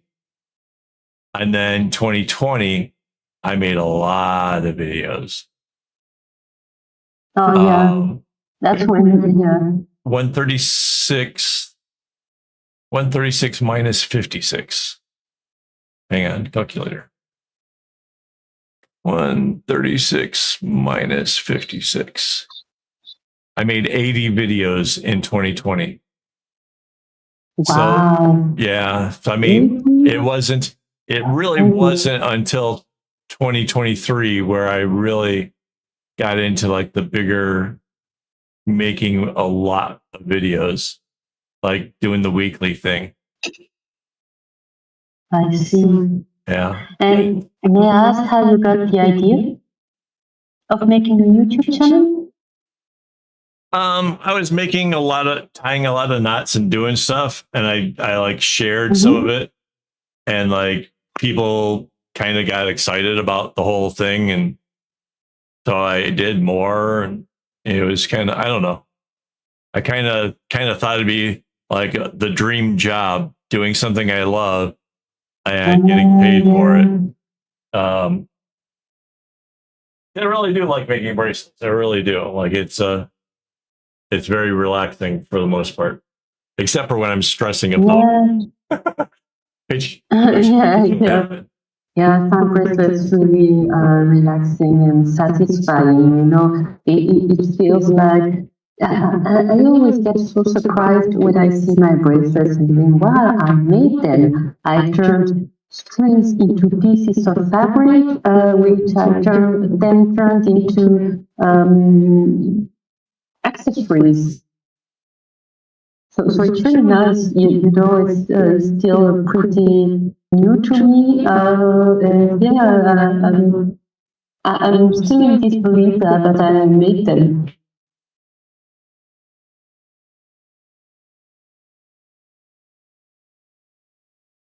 Oh yeah. So there is a video for the Chinese race, the lantern. Oh, very nice, very nice. Hang on. Sorry, my browser is crashing, so I may not even be. Oh, here it is. It's back on. But the video, I don't know Oh, thank you. I don't know how helpful the video will be because it's like a 9-minute long video. Wow, it's even more elaborate than I remembered. Oh, but the pattern is available. I have the website for the pattern apparently. I see. Wow. Control V. I think that's one of your coolest projects. I mean, of course, the bags are the coolest, but wow. Oh yeah. Yeah, I'm watching the beginning. Wow. The pattern is actually kind of useful. Hang on, I'll send you that too. So that's eight bracelets. Yeah. Wow. Yeah, I'm trying to picture being able to decorate your home with these. It's just amazing. Yeah. Wow. So did it take you a day for both or for each of them? So it probably took, well, a bracelet of that size basically would take me about an hour. And that's 8 bracelets. So at least 8 hours. Right. And that plus, whatever the setup and getting it, whatever, So a couple days, I'm guessing, to do this thing. Wow, the pattern is really complete. Yeah. Wow. But yeah, they look really cool. Yeah, it's really For Chinese New Year's, I pull them out and because it's just cotton, I can throw them in the washing machine.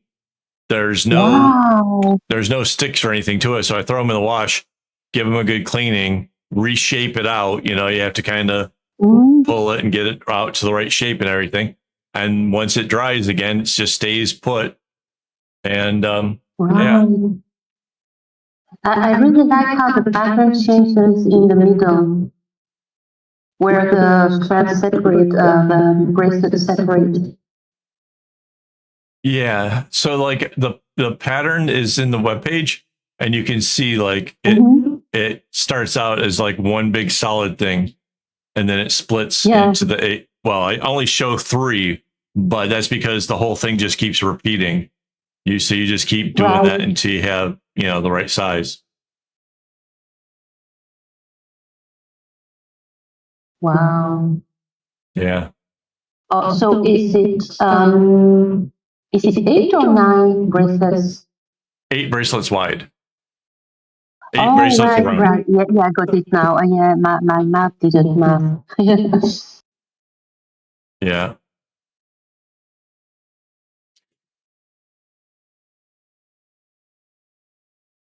Yeah, pretty cool stuff.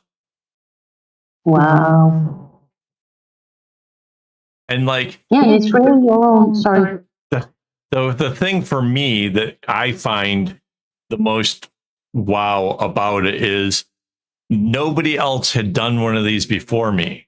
There's nobody, I've never seen it anywhere else. I don't know anybody else who's ever done it. I've never heard of it. So I had no one to look and see how to get it started or what I was going to do, or how was I going to keep it with the fold in the middle. And the fold has everything to do with, if you look at it, there's a string that runs from the middle back up to the top, and it's shorter than the overall thing. So it kind of, that's where the compression comes from. That's what keeps it from just letting gravity pull it downwards. There's like a rope in the very center of it. And like, I came up with all of that on my own. And that's what I like, you know, that's what I think is really cool. Now you need to watch the video.